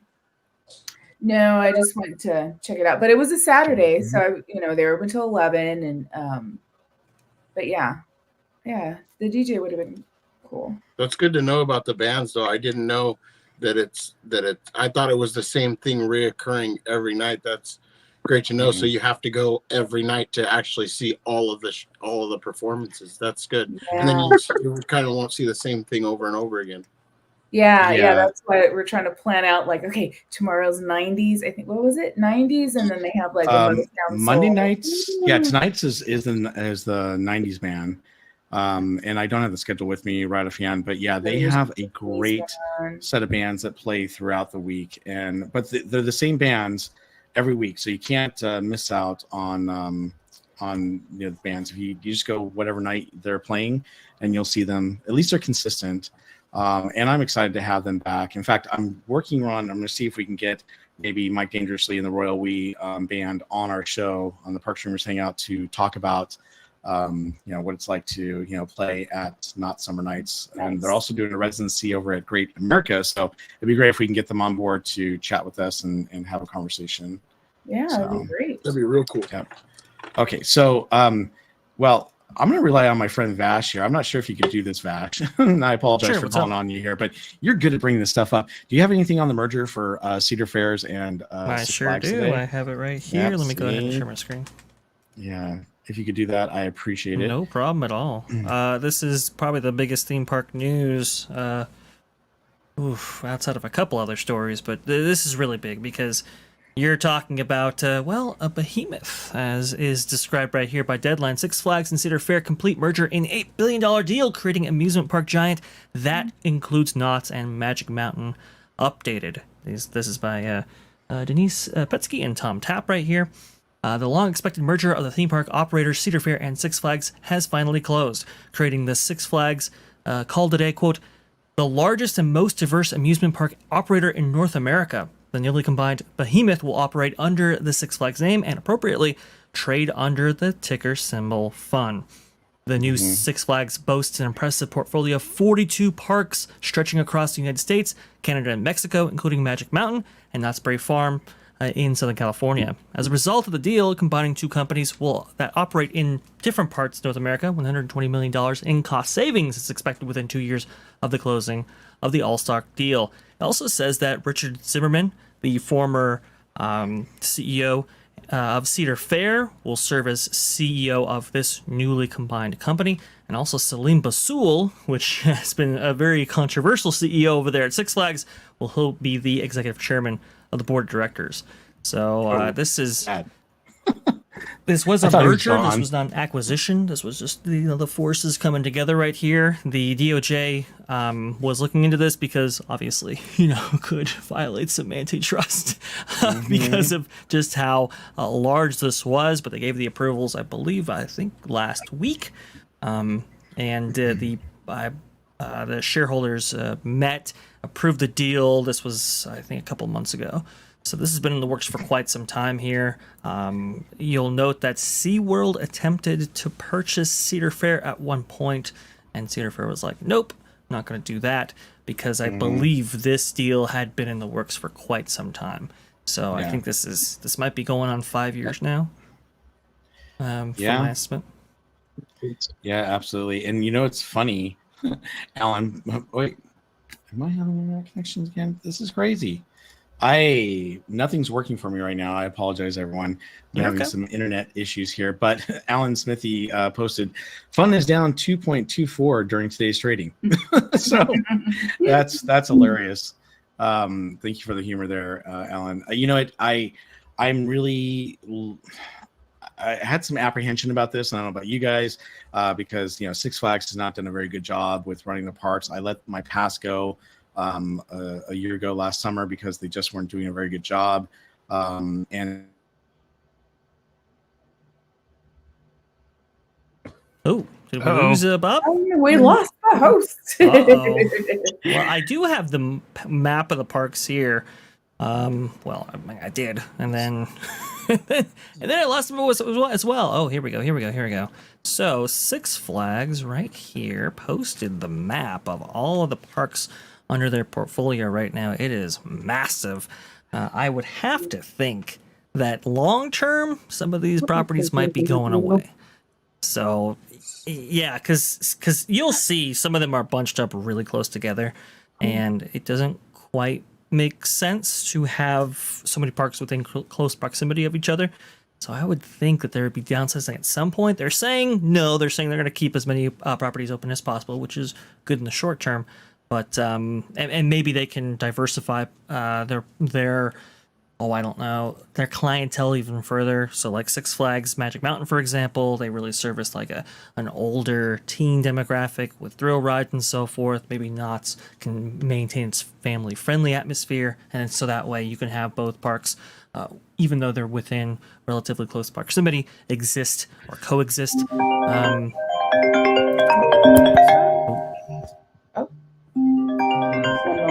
Somebody's phone. That's a phone call. Let's get a Skype. Someone. Can you hear me? It might be Bob trying to ring back in. That's what's going on there. Who's going to let Bob in? He was letting us all of us in. Yeah, exactly. Who's got the link? Get Bob the link right here. Let's get him back on. But no, I mean this is some huge news right here, and this might be why. Camp Snoopy might have opened in the state that it did in order to kind of get some of these financials. What do you want to say? Not have these things kind of backed up. Have a clean slate so that way you can open. I don't know, when this merger is complete. On the corporate side of things, your finances are as clear as possible. That might have been why. You know what I'm saying? I lack the verbiage to explain it properly. I get what you're saying. I think you know what I'm saying. Vash, I'm curious. Do you think that after this merger, they'll try to go after Hershland and Dolly Parton's type of thing? Because I guess that equals the other big, non-big, it's SeaWorld, it's a bunch of other aquariums, it's a bunch of other. If you look at their portfolio, I can't see that. Like this seems to be it because I can't see it like any type of governmental thing saying, all right, so every non-Disney or Universal park is going to go under one banner. And, like I can't see them doing that in terms of allowing that type of merger. I don't see Dollywood or SeaWorld going to want to be like capitulating either. What is the head entity of Dolly World? Because I thought it's it's Herschend's Entertainment. Gotcha. Okay. HRESCHEND. So they do own a couple of regional like aquariums, a bunch of like dinner show things, and like they are represented in a bunch of different states, including Alaska. It looks like I guess the aquarium up there, stuff in New Jersey. Like they're spattered around the country type of deal. Well, it sounds like they have some silos that maybe Six Flags might not necessarily be interested in. It looks like they're targeting simply just theme parks right now. So that's kind of the other thing to keep in mind here. The consolidation that we're seeing in this segment is, well, I mean, with this move is surreal. And maybe the DOJ thought that because of the amusement, I should say the regional theme park segment, does have some competition in place. Maybe they thought that, okay, we'll go forward with this, but I just can't see more consolidation in the space being approved because now we're 42 parks, guys. This is a lot. This is huge. And also too, Six Flags has a large international presence, at least with its licensing and so forth. So I mean, this is some severe stuff. Now, we were talking about Camp Snoopy before.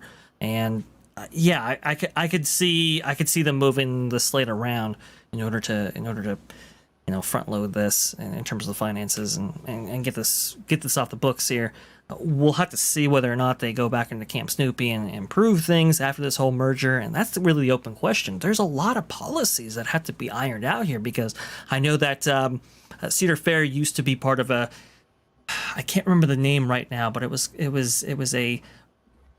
a load, unload, what is it?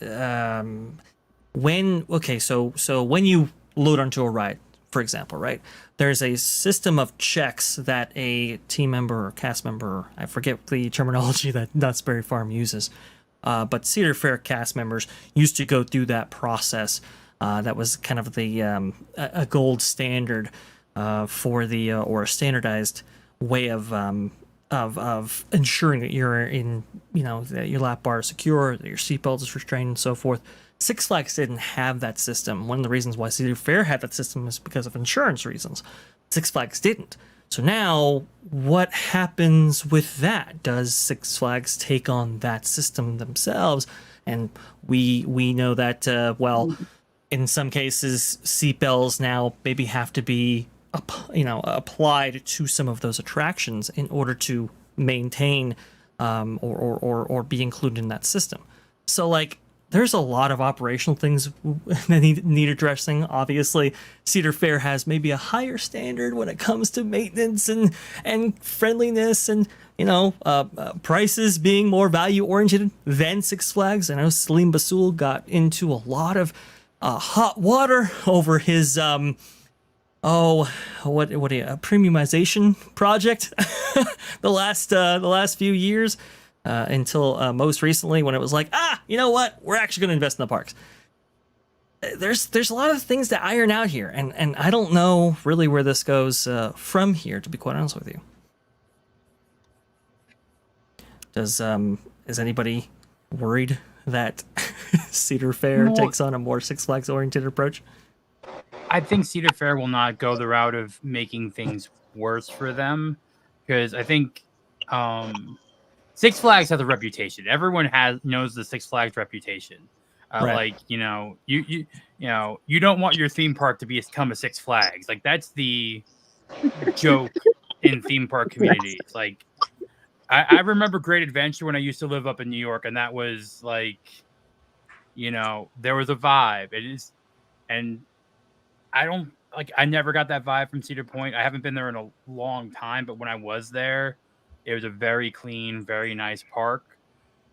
Great Adventure, you got the people in their, underage drinking, going in, blah, blah, blah. You get that vibe. I don't know if Magic Mountain over in California is that way or was that way, but I know I'm just speaking from personal Six Flags I've been to in the Northeast, and you don't want that taste continuing, especially since I don't think that was really there for Cedar Fair, like for Cedar Point at all. Like I've never experienced that type of vibe from it. At least the few times I've been there. Yeah. There is disparity between these parks, and especially between these chains. I know Six Flags has gotten kind of a bad reputation lately when it comes to park investment and when it comes to, like I said, maintenance before and so forth. I know there was a beautification effort for a little while there, but the severe price increases that Salim Basul instituted to try to follow to follow Bob Chapek's coattails kind of thing. He was like, hey, that's what we should do. And it's like, but you're not Disney. So that became a huge problem right there. Reduced a lot of the perks that used to come with annual passes. Upcharged for those, got rid of the meal plans. I know there were some disparaging things about the clientele that they wanted, and they didn't want to necessarily have like Walmart type customers. They actually said this on earnings calls. It's crazy. So it's given the theme park community a lot of pause because Cedar Fair has taken a radically different approach when it comes to the regional amusement park business. So it's just there is some concern. There's some concern that that Cedar Fair, at least that side of the business, takes on a more Six Flags oriented approach. And I think that'd be really, really bad. Also, too, there's another kind of thing that has to be ironed out here, and that's the debt that Six Flags comes with. They have a monstrous amount of debt that has been that they've been having to deal with now for really decades. But that's really kind of a question too. I know they were looking at possibly selling the land beneath those parks and then leasing them back out or whatever. I think Red Lobster attempted something like that before in the past. Well, we know what happened there. Yeah, that happened there. It's the financials I think are going to be a big story here, and what I don't know modality wins out here. A lot of people are hoping for Cedar Fair, but who knows? By the way, I'm back. Sorry about that. I don't know why, but for some reason we were having tons of internet problems and everything shut down, and so now I'm back. So hey, Bob, welcome back. Thank you. And Bash, thank you so much for covering for me while I was gone, and Cordy, thank you for doing that. So I'm not sure everything I missed, but yeah, I mean, this is going to be really interesting to see what happens. Especially since, when I let my Six Flags pass go, it was because, they just weren't keeping up to the parks. Many of the roller coasters were down when I went over there, and it just wasn't as much fun. I mean, and their flagship roller coaster, which was Wonder Woman, sometimes didn't open up until 2, 4, or 6 p.m. in the afternoon. And you're only open till 8, 10 o'clock at night. It's like you're just now opening that coaster up. It's like, come on, what's going on? So I'm hopeful because the Cedar Fair CEO and CFO, basically all of their leaders are taking over, that they will make up for this. But it'll be interesting to see what happens with the passes, considering the fact that they're all merging. So are they going to have a pass? Like right now, if you buy a pass at Six Flags, it's good for, most of the parks, depending on which one you buy. So is that going to happen with Cedar Fair? Well, it'll be interesting to see. Yeah, it would be very interesting. Do you think some of these parks, Bob, close because of the proximity between each other? Yeah. Well, we know that Great America is going to close anyhow. It's just a matter of time, and they already announced that. I think that they could end up closing some of them. The sad one is that Six Flags Magic Mountain, which is here in California, is the largest Six Flags park that they have, and it's one of the most dilapidated ones. And so I'm hoping they're going to work on that, and obviously bring it back up to par the way it used to be. But yeah, I have a feeling that there may be a park or two that ends up closing. That's what ends up happening with a lot of these mergers. But time will tell. What do you guys think? I agree. I'm hoping that Knott's doesn't turn into Six Flags. Growing up, it was always like Disneyland, Knott's, then Six Flags. And then Six Flags just it just got worse and worse, so we just stopped going. Which was a bummer because it's it's all the thrill rides, and I mean, I get vertigo now, so I can't do that. Me and Donnie are like the vertigo team, but my husband, he loves going to Six Flags. But I'm like, I don't want to, somebody asked us, like, are you guys going to stream from Six Flags? I'm like, absolutely not. That's not. Well, they don't let you stream from Six Flags at all. They don't really? I want didn't you know that. Nope. So you can take your cell phone and you can do a stream. In fact, you'll see I've been a streamer for a little over a year now, and I did 1.5 hour stream where I had to go out to my car and come back in, and I had my cell phone because if they see a gimbal or a GoPro, they escort you. They don't just tell you to leave; they escort you out to your car. So when it's not cool at TikTokers all. are doing the phone only, no gimbal, no mounts or anything. I've seen that a lot more lately, and at least here in Walt Disney World, is like they're doing gimballess, just walking around with the phone, so no one thinks they're streaming. Can you can you strap stuff onto you? Nope. No. They I know in New Jersey you cannot have any GoPros or anything up there. I know that. I've had friends kicked out of parks at the Six Flags up there trying to record coasters because there's no thought of people below, because when it was built there was no concept of recording. Sure. Like some of these things, parks are not made with the concept of, oh, someone's going to have a camera attached to their head or their wrist. Right.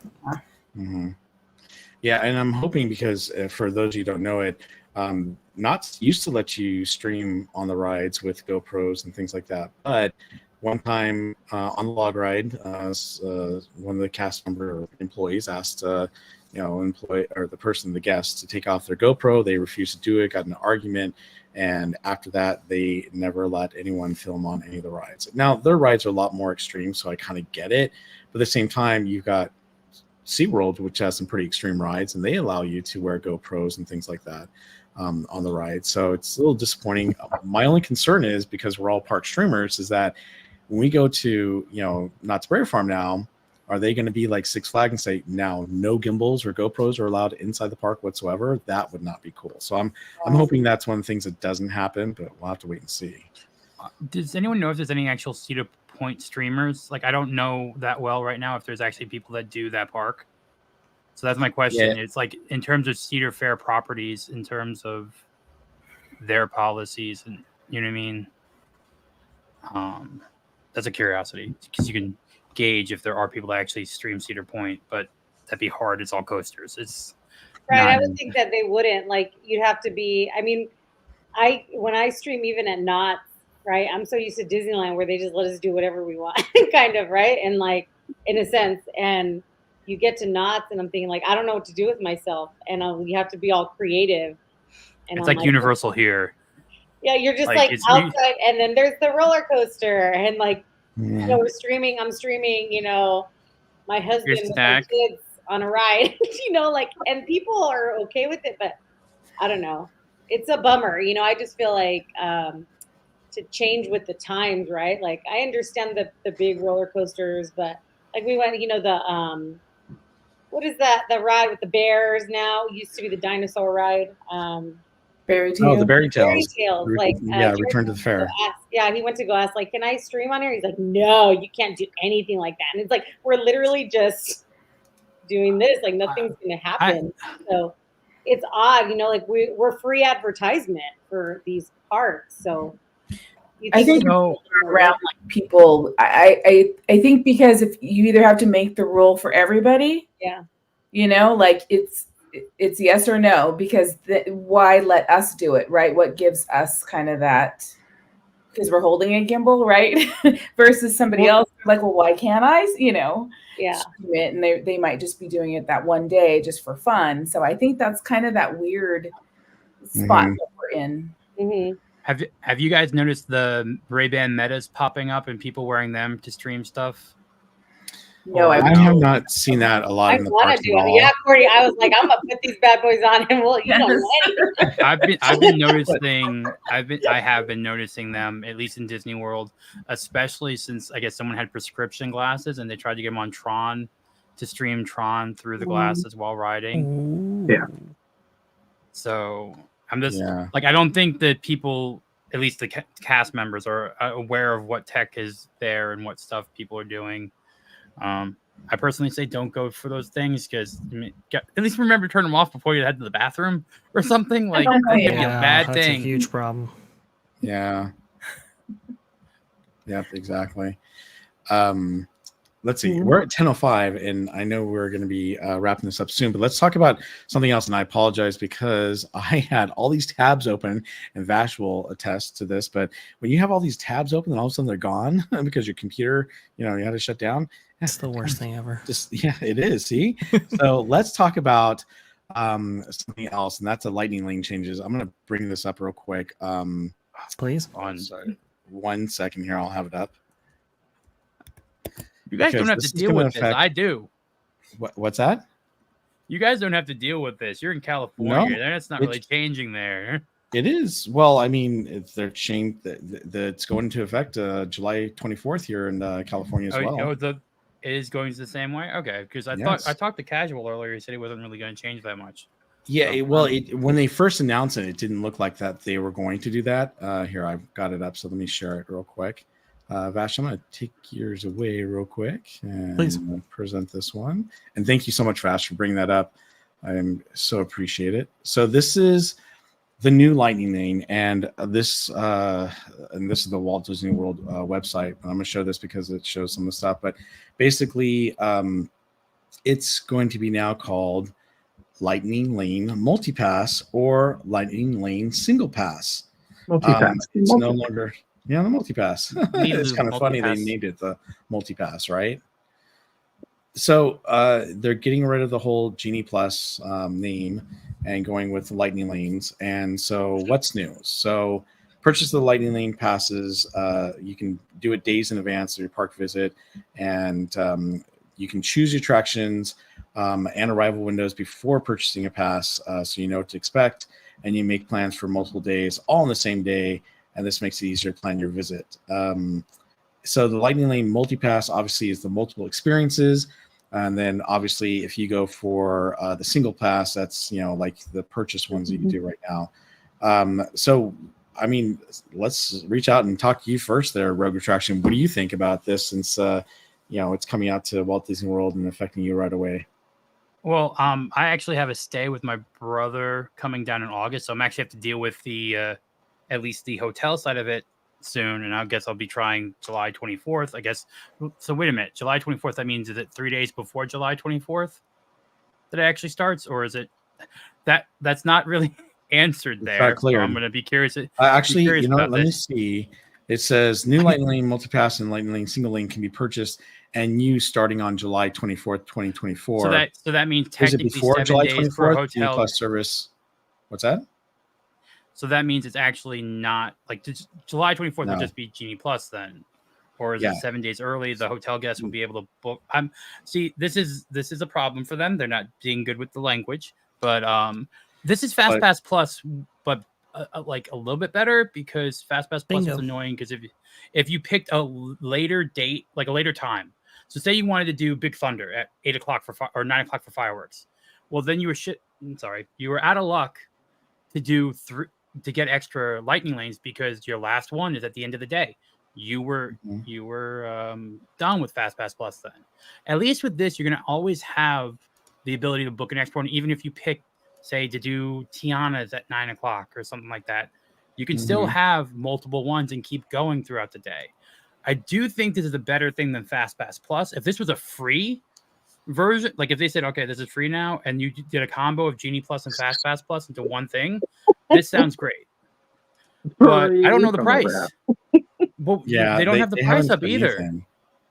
They're saying that the price might stay very similar to what they have now, but we get how free do you ice. the length of That's stay it. then? It's like my question is, though, is it going to be, so say it's $30 a day? I'm just saying, like, take that top price at $29 or whatever it is. Okay, so that means the family of four has to do it for length of stay now. It's not like you can pick and choose what days. Oh, this day isn't crowded. We don't need it this day. Oh, this day is crowded. Like, you know what I mean? So that's going to be that's a good point. An automatic fee on top, because now it's pre-purchasing ahead of time. And like, yeah, okay, you don't have to worry because like, oh, I can't get the ride I want. I'm not going to buy it that day. But it's still like, I don't know. It seems a little anti-consumer, but this is everyone complained about being on their phones all the time. You're still gonna have to do that, right? You're still gonna have to go back onto your phone to book your next one. It's kind of comforting to always have 2 rides though, or whatever it is, going throughout the day. That's kind of a nice thing compared to what, like I said, FastPass Plus had a big issue here. If you wanted to get something, and then you end up not only having the 3 for that day because you can't get your last one until the park closes. So, price would be the thing if it's $20 for the, because I'm thinking about it as an AP holder. Okay, so I get 3 days, which means I'm gonna get nothing because the other people have 4 extra days. I'm better off than the international guests who now have to come an extra week early just to be able to book. It's crazy. I'm better off That's than an them. insane thing. But like right now, Genie Plus put like the hotel guest and the day guest and the park, like everyone was on an equal footing, pretty much. Right now with fast passes, like you were, or lightning lanes or whatever, you were equal. Everyone had 7 a.m. you could book. Everyone had blank you could book. Now it's going back to, yeah, we need people in our hotels, so let's give an encouragement. Obviously, I'm telling you right now, the free dining promotion or Disney Plus dining promotion did not work the way they thought yet, because I'm seeing open reservations for like Le Cellier, blah, blah, blah. Have you seen the images of La Cava de Tequila at 5 or 6 o'clock empty? No one in there? crazy. I've never seen that. A friend of mine was at Epcot today, sent me a picture, 5:23. It's like, you were right. This is true. It is empty. No one's. But the line for Three Caballeros was like 30 minutes. Like, I haven't seen that. It's normally reversed. Like, Three Caballeros, 5 minutes, 45-minute wait for tequila. So I think people are going to be pinching pennies and not caring about the Genie, like this stuff. They're not going to go to stay on property if it's going to cost them more. True. Like Donnie and Jen. Sorry, go ahead. No, I'm just saying, like, that's it. Like, people are going to be, if you can't get free dining or Disney Plus dining to get people to go into your table services, right? I don't know. Sorry. Donnie and Jen, what do you think about do you guys even do the Lightning Lane purchases or anything like that? No. Genie Plus? No. Like, doesn't affect us. And like I've always said, and I've heard a lot of people say, they're gonna be doing these things, but it's gonna be only the people that are coming for the single day and stuff that are still going to be doing everything on the checklist that they want. But once you start doing things like that, you're not going to spend as much money on merch and as much money on food because, I mean, literally your credit card can only go so far. I mean, for, the average people, but if you got ultimate money rolling in and you got, you're coming in for that 1 day or 2 day or 3 day once a year thing, that's the people they're, going to attract for all this stuff. That we all know that that's just the way it is. Because they know they have that limited, limited time. So they know they want these rides, and Disney knows, well, hey, what's a way that we can make sure that these, this is the way those people are going to get on the ride, and they know that. So and at the same time, that's good for those people, that come the once a year. It's good for them because you want to get the best of it, and I feel for them. But at the same time, I feel for the people that have no money, and not only the people that have no money that have passes that come, as we've always called them, the peasant passes, but as well as the people that are coming from out of town that literally are going in debt just to come for that one weekend or whatever. So it's a drag no matter which way you slice it. I know it's hard from a company standpoint, but I've always liked, give everybody the same opportunity, one line for everybody, but go back to the fast pass thing if you want, where you have to check in, but that's never going to happen. So why even think about it? Gotcha. What about you Living Dead fam? Do you guys ever do the Lightning Lanes or use a Genie Plus? I think I've used it one time for Rise, and that's it. So yeah, honestly, I don't think it's something we would utilize, especially as a family, as a larger family going in. I think if it's one person 2 tops. But when you're going in as a family, 4 kids, 2 kids, whatever it may be, for us at any given day, it's a bit pricey. Yeah, absolutely. Isabel, do you guys ever use it? I remember we did use it once for we paid for my son's friend to come for his birthday for my son's birthday. And I wanted to make sure, because he's been wanting to bring his friend for so long. So I bought 3 Genie Pluses. And I remember thinking, I thought we were supposed to get a discount on this. And I don't think we did. It was odd. I thought we got it for way less. And we didn't. And it worked because it was 3. We did 3. And even though there was 4 of us, we did 3. But I'm like, nah, I'm super confused with what's happening. And like, I think maybe because we don't use it. And I'm like, well, I guess I'll have to watch some type of vlog if we ever end up going to Disney World to use it, But I mean, financially, we can't. It's expensive to keep doing it. And then especially because a lot of the rides you want to get on, you can't get on it using your normal Genie Plus. So you have to pay more. So it's like, well, it worked for that special day, But even some of the rides, we didn't need to use it. So it felt kind of a waste at the end of the day. But yeah, we don't use it just on a random off day. That's my experience. Gotcha. Winks, do you ever use the Lightning Lane or Genie Plus? We did a couple times, and it was like when we took the in-laws and we went with family, and it did help out a bunch. It streamlined the day. It was like, wow, I wish I could do this all the time, but again, you can't. You'd go broke trying to do it every time you go to the park. But It did streamline the day. It was like, wow, it seemed like we got a lot in, especially on the bigger rides and stuff. But yeah, it did get pricey. And then we used it like one other time, like when we went as the 3 of us as a family to make things a little bit more smoother, but it does add up. It does. Vash, do you ever use it when you go to the park? Yeah, I mean, there have been a couple of times when we've used it, and it worked as well as advertised. I don't like necessarily the fact that you can only go on attractions once. That's a little bit unfortunate, but because there's a plethora of attractions between the 2 parks, Disneyland and Disney California Adventure, you're mostly fine in that instance. I think when it comes to this whole, I guess multi-pass Lightning Lane service replacing Genie Plus, didn't go with the Fast Pass branding. Come on, Disney, you worked 20 years for that Fast Pass branding, and nope, can't go back to it. I guess that's the way that goes. When we switch out the signage, we switch out the signage, and that's just the way it is. Fair enough. But in the past 5 years, they really have changed the economic model that they've been working with, and also too the amount of perks and things that used to be included. I mean, it's just tremendous how many things have been removed, stripped away, cut back. I got a list here that I'll go over real fast. In the last 5 years, they've canceled free Magic Bands included with your hotel purchase.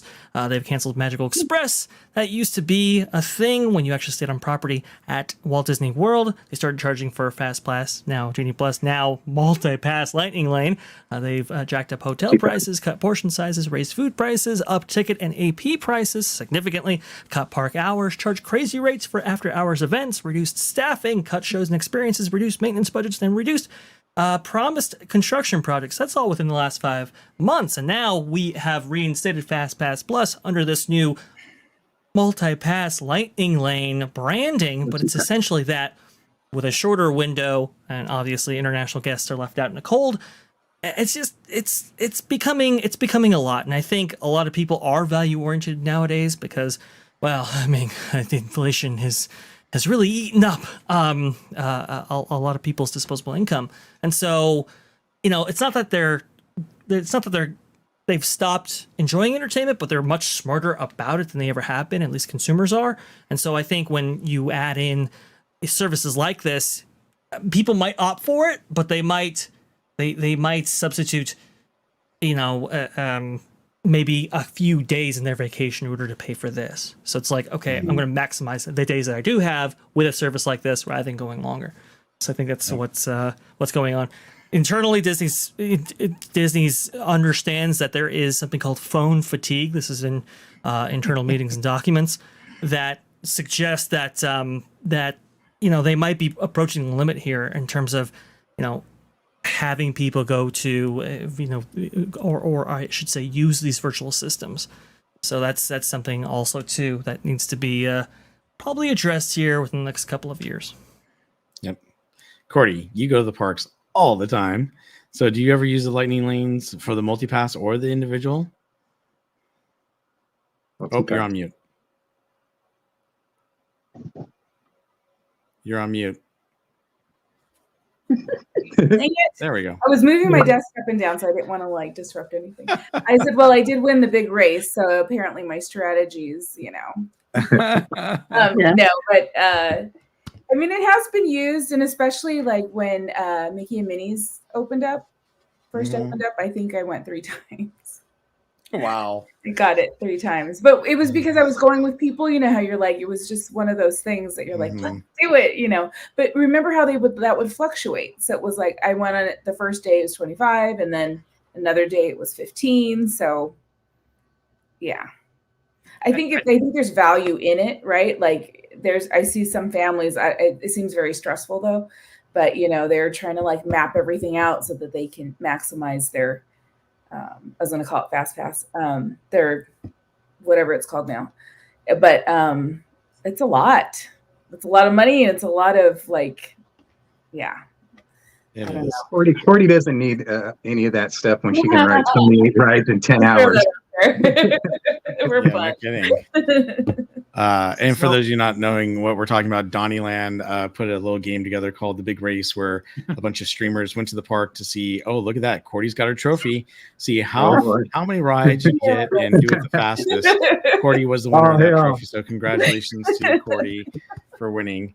And they're going to be, Donnie's putting together, he's going to be doing again real soon. So hopefully we'll be seeing a lot more streamers participate in it. But yeah, it's something that was kind of cool that Donnie put together. So thanks for doing that, Donnie. I typically use it from time to time. If I'm going on a busy day and I know I'm with my daughter, I'll go ahead and purchase the multi-pass, what it's called now. And as some of you know, I've been gracious enough to when we're doing a stream party to get that single pass for all of us so we can go on some of those rides like Rise of Resistance when it's been kind of busy or crazy and whatnot. And to me, I hate having to do it after having the Max Pass was the most amazing version of the Fast Pass when you had to buy it and it was digital. That was the best version of it. And unfortunately, when they took that away, Genie Plus really just messed everything up and with the lightning lanes. And so they just, I will say it's a lot cheaper than going to Universal or some of the other theme parks and what you have to pay to get the front of the line pass. However, with that caveat, it's also, one of the worst ones as far as how you use it. And, you buy it knowing that you may or may not be able to get on some of those rides with the pass you just bought. And so that's the bummer thing about it. It's not guaranteed that you're going to get on those rides. Right. So you kind of have to, and I've obviously going to the park so many times, I've learned how to maximize the lightning lanes so that I can go on from ride to ride to ride pretty quick. But overall, I think, it does help families and people out when they go, not all the time, but most of the time.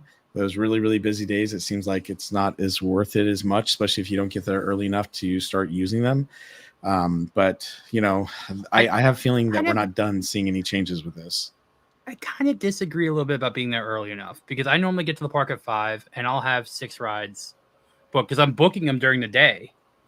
I'm modifying as the day goes on to make sure that Genie Plus has my 5:15, 5:15, 6.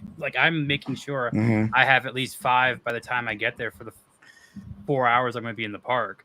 I don't think I'll be able to do this with the new system. And I kind of wish they would just let you book your. I kind of wish they would just let you book your day. If you're telling me, oh, you can book your things and make sure you blah blah, blah, then let people book like 6 rides and just do that. They probably don't have the capacity for it. Rogue, you're in Walt Disney World too.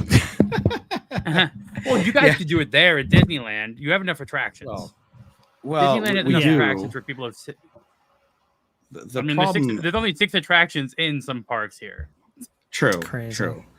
And it depends on how you do it. Like, here's a crazy thing. When I took my daughter a couple of years ago to Walt Disney World, she wanted to go to Hollywood Studios. She was dying, and she really wanted to go to Epcot. And I didn't tell her that I bought a park hopper, and so I surprised her. And after, by the way, we only got to use the Lightning Lane for one ride.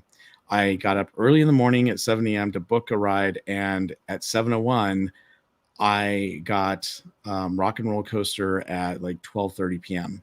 I'm like, seriously? I'm like, that's the only one I got? And the whole afternoon, we couldn't get it for anything.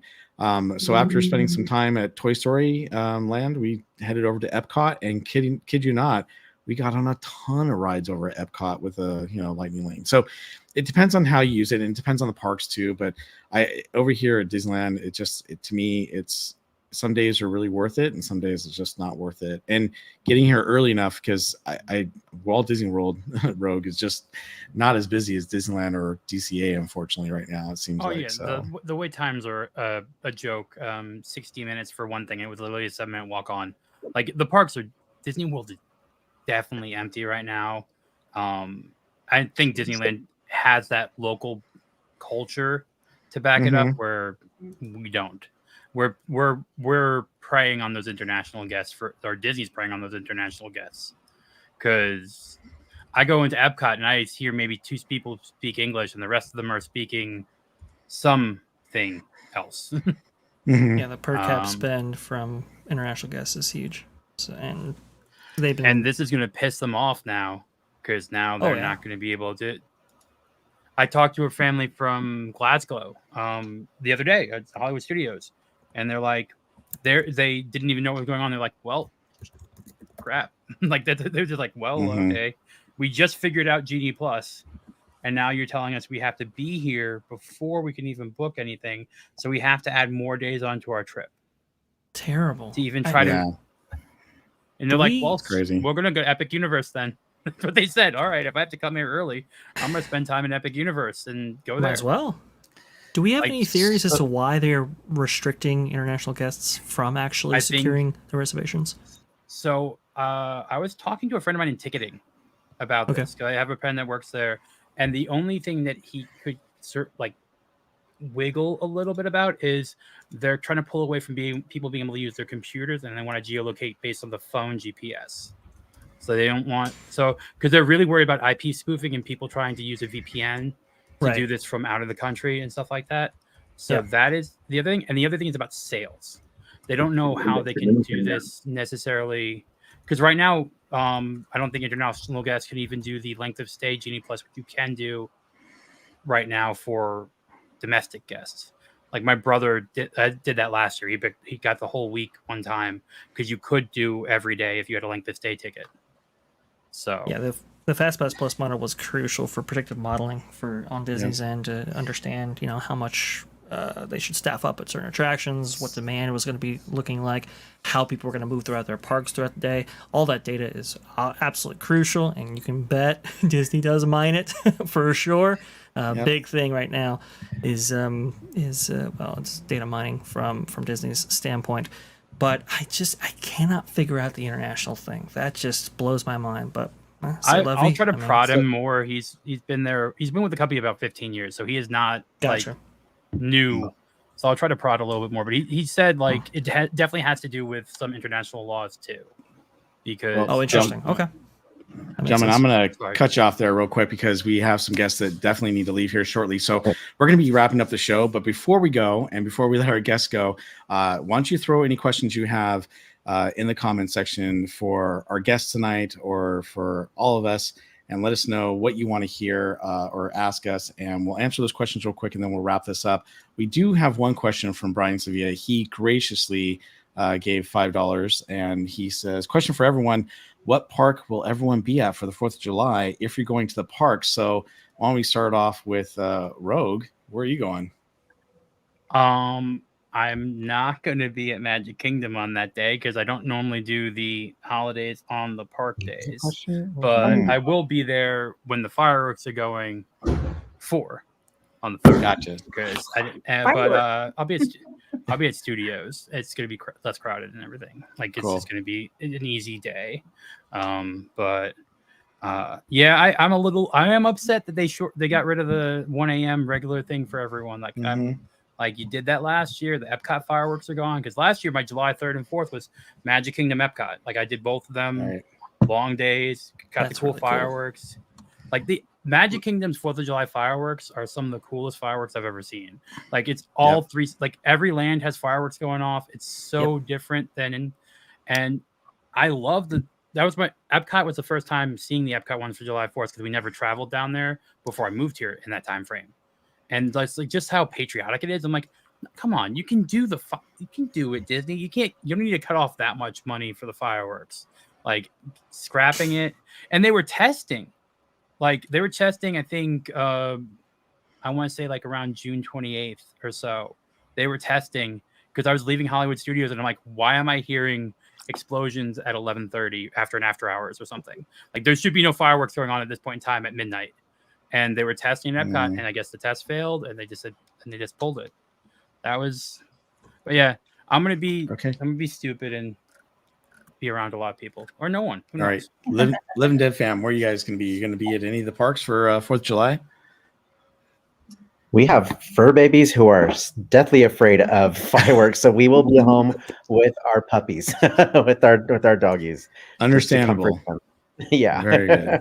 What about you, Isabel?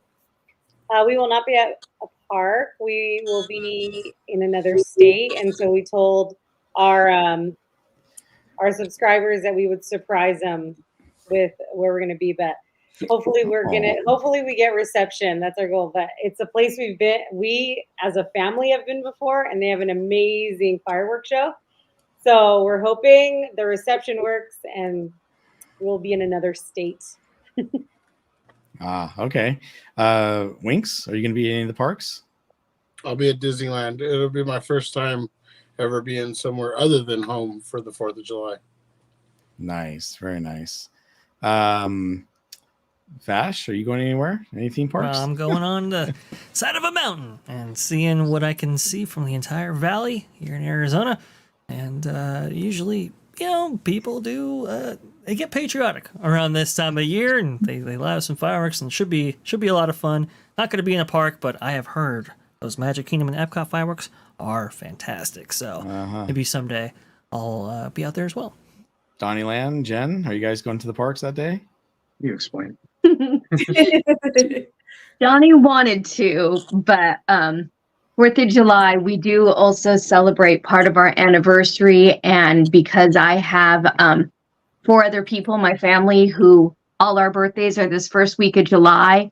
So the last 6-10 years, we celebrate our birthdays on 4th of July with the family. So happy that's birthday, why we do it Jen. that way. Let's put some confetti behind us here. There we go. We'll get some confetti dropping. Thank you. Happy birthday to you. Happy birthday.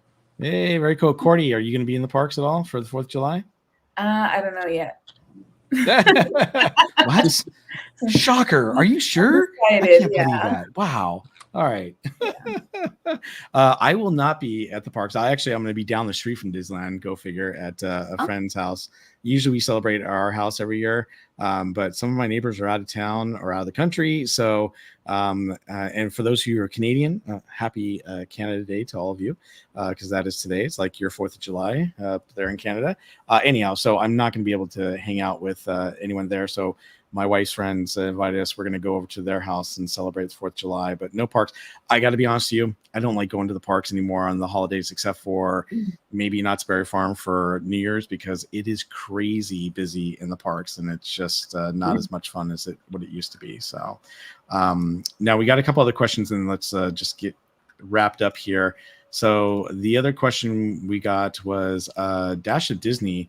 As approvals for Disneyland Forward grow, how long do you think it will be before opening day? And I'm going to chime in real quick to answer this one, and Vash, if you want to back me up.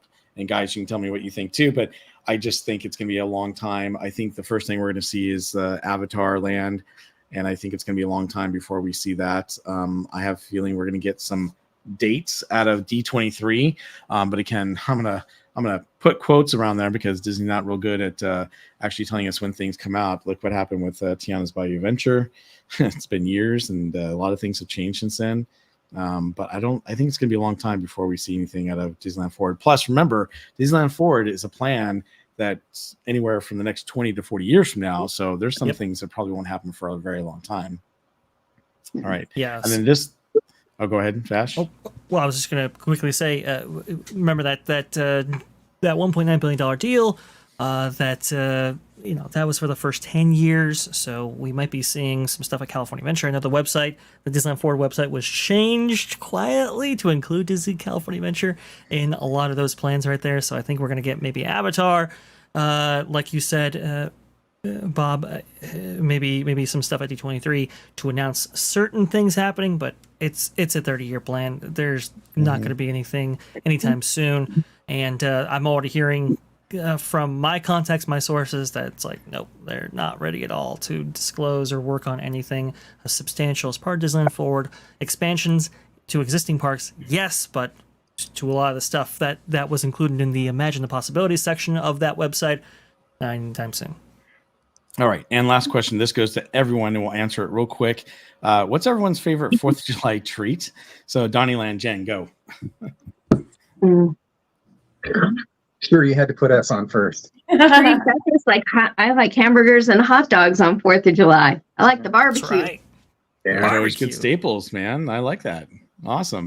I'm more of the cookie and stuff like that. I don't eat beef and pork, so it's kind of hard for me unless they have turkey dogs or whatever. So fair enough. Very cool. Vash? Barbecue. Gotta go with barbecue. I mean, it's just ribs, corn, all that kind of stuff. And I can go for some of that right now, actually. Potato salad. All right. All right, Winks, what about you? Oh, my mother-in-law's Rice Krispie treats. Oh, nice. That's one of the main reasons good. why I go over there. Lots of marshmallows. So good. Oh. Lots of marshmallows. Nice and soft. We just lost Isabel. So we can't go to her. But Live and Dead fam, what's your favorite 4th of July treat? I like making a red, white, and blue trifle with strawberries and blueberries, vanilla pudding, and That sounds yummy. angel food cake in there. Yeah, it's really refreshing and cool. Sounds delicious. I'm kind of glad this podcast is ending. I'm gonna have to go get something to eat. Will you bring that Saturday? I'm kidding. Yes, yes. Please do. Very, very cool. I want an espresso from Living Dead Dad. Homemade espresso. Oh, I'll bring my whole coffee machine with us. Yeah. Wow. Yeah. Can you imagine going through security? Sir, what are you bringing in here? Just nothing. Yep. Hold on. I think there's Isabel. She's back. Hello. Sorry. I don't know. It's Chrome. I don't know. Sorry. It's just That's okay. when I'm like, well, I know. I was like, well, she didn't want to answer the question. That's fine. Sorry, but know. actually, we're at you now. So, what's your favorite 4th of July treat? I don't have one. I do like those, like the shortcakes that people make with all like the berries. Yeah, I like those. Oh, that sounds good. Yeah. All right, you're up, Rogue. What's your favorite thing for favorite treat for 4th of July? Just watermelon. Some cold watermelon. It's got to be cold. Nice. It can't be, like room temperature. Like just some like cold watermelon, maybe a little tahini on top. But like that's simple. That's it. I'll eat 10 pounds of that and I'd be happy. Very good. I'll share his answer. Nice. What about you, Cordy? Yeah, just barbecue. Nothing in particular. But yeah, all the summer stuff like the fruits and fruit stuff. I love a good steak, but I will say that anything like a strawberry shortcake with berries. Oh, so good. And then, of course, I got to be honest with you, my favorite treat is nothing you eat. It's the fireworks. I love hanging. I love because where I live, I don't know about you guys, but my city allows fireworks, even though they're safe and sane, and they're not the really cool ones that you can buy, but they're very, very awesome to have and be able to do, especially with my daughter who's young. So I hope all of you have a great 4th of July, not just our guests, but everyone in the chat tonight. We need to wrap up this, and I want to say thank you to all of our guests. But before we let them go, let's go ahead and I forgot to mention, I gifted 5 Beverly Place memberships. So congrats to everyone that got those. And with that, let's go ahead and let's get everyone's information. So we'll start again with Isabel this time. Where can we find you, and tell us when you're streaming next? I will be streaming tomorrow back at Disneyland. I'm so excited. I am so excited. I got dining at Zocalo because I'm like, I'm going to watch Fantasmic right tomorrow. I'm so excited. So I'm on YouTube and Instagram at Cab Family Adventures. All right, very cool. Oops, sorry about that. I meant to put that up earlier. You're all by yourself. See? All right, so Donnie, Len, and Jen, when are we going to see you next at the parks? We're going to try and go on Wednesday, but it's highly doubtful. But we're definitely doing Jen's birthday thing there near Disneyland on Saturday, and then we're going to head over to the parks on that same day. So Saturday back in the parks. Gotcha. All right, and we're you know what? I forgot to ask Isabel this too, and I'll go back to her real quick. Where can we find you if people want to watch you on your channels? We're on all the socials under Jen's Crochet and Donnie Land. Very cool. All right. Thank you so much. Going back to you, Isabel, where can we find you? Right here at Cab Family Adventures. All right. Very cool. All right. And then let's see. We've got Winks. When are you going to be streaming back at the parks, and where can we find you? I'll be there tomorrow, and you can find me at Winks Wild Ride on YouTube and Instagram. And just really quick, I want to say thank you for letting me be a part of this. And happy 1-year anniversary once again. Aw, thank you so much. Really appreciate it. Living Dead Fam, when are we going to see you back at the parks, and where can we find you? You can find us right here at the Living Dead Fam. We're on YouTube, TikTok, Instagram, Facebook as the Living Dead Fam. And probably some point this weekend, obviously, we'll see whoever can show up for Jen's birthday. We will not be able to go into the park that night. We'll be there for the food festivities. So maybe that night we'll hit Knott's Berry Farm, depending on what time we wrap up. Oh, awesome. Very cool. All right. Thank you. And Vash Guy, where can we find you? And when are you going to stream next?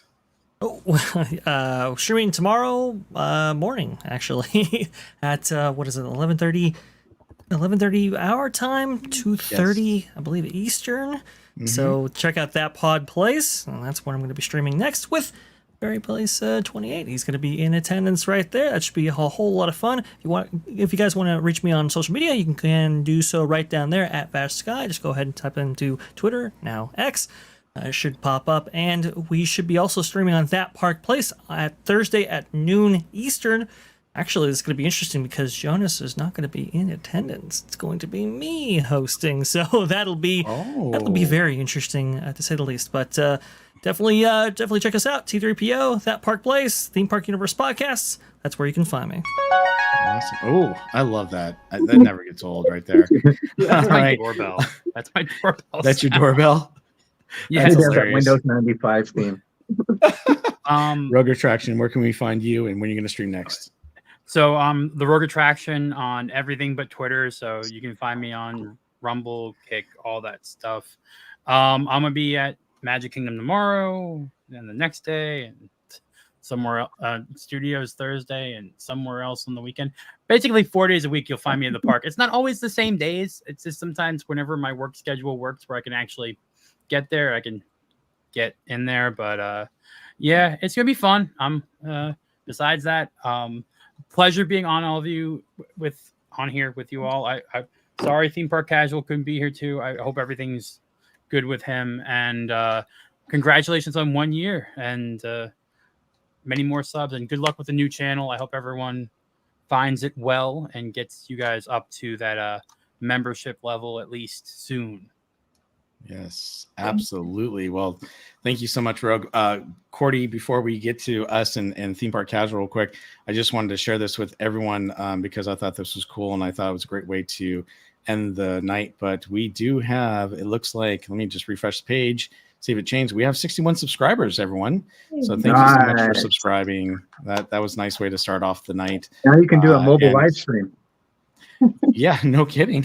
And we have 503 views for our first little short there, but obviously we will be doing our next Park Streamers Hangout on this page, and we are going to be doing the chalk walk, and the chalk walk is very, very important to all of us. It's going to be great. We're going to be focusing mostly on the chalk walk for our show, and this is the chalk walk. If you haven't had a chance to go there, please take the time to do so. We've raised $6,386 with some wonderful streamers besides me, Cordy and Danny. We got Coda, we got Lynn, who's doing an amazing job. Also CL, Slim Devin, Mary, Living Dead Fam, George Ray, Winks Wild Ride, Living Dead Mom, obviously. She's there twice, and Doom Boogie. So thank you so much for all those people being a part of our Park Streamers Chalk Walk. We are doing a great job raising all this money, and I can't say thank you enough. From me, Cordy, and Danny. Obviously, Danny could not attend most of the show. He's unfortunately, him and his family are going through some stuff right now. I'm not going to talk about it, but please keep, if you're religious, please keep him in your thoughts and prayers. His family could really use it this time, and I'm sure that he'll be back next time, and he may share with you what's going on. But regardless, we're sorry that he wasn't here for our 1 year anniversary because it was, not the same without him. But, thank you so much for being here. You can find Theme Park Casual on his social media channels at Theme Park Casual on YouTube and Instagram and X.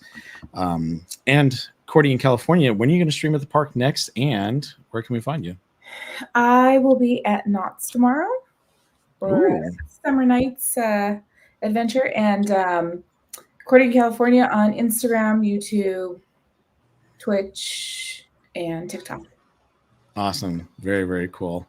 All right, everyone. And you can find me at Barry Place 28 on all my socials, such as X, Instagram, YouTube, Facebook, TikTok. And I will be streaming on Wednesday at Disneyland. I'm not sure if Ariel's going to join me or not, but hopefully she will. And then I planning on being at Disneyland on Saturday in the afternoon to nighttime because we have a friend whose son's celebrating his birthday there. And I think he wants to be on my podcast, so I'll probably do that. Jen, I know you have your birthday celebration, and I want to join you guys for dinner. It just depends on what we got going on since we were invited to this other get-together at Disneyland first. If for some reason can't join you at dinner, we will be there with you at the park some point that night. So I just want to let you know I plan on celebrating your birthday with you at the park on Saturday, and hopefully I'll see a bunch of you too. Living Dead fam, sorry I'm not going to see you because I know you guys are going to go to Knott's and you can't get into the park that night, but I'm looking forward to having a great night hanging out there too. So that is the plan. I will be in touch with you, Jen and Donnie. In the meantime, to all of our wonderful guests, Rogue Attraction, Living Dead fam, Vash, Winks, Donnie Land, Isabel from the Cab Family Adventures, as well as all the other guests who were with us earlier tonight. Thank you so much to all of our subscribers. Please make sure that you're subscribed to our new page and follow us at it's at Park Streamers, not Park Streamers Hangout. Unfortunately, we couldn't get that page, but we're at Park Streamers at YouTube. Come follow us, and that's where you're going to find us on our next show 2 weeks from tonight, which is July 15th. With that, thank you so much for being here, and we will see you on our next podcast. And everyone, I hope you have a great night. Good night, everyone. Thank you, everybody. Night. We hope you enjoyed our amazing show tonight. Thank you for joining us, and we'll see you on the next Park Streamers Hangout. Have a good night, everyone.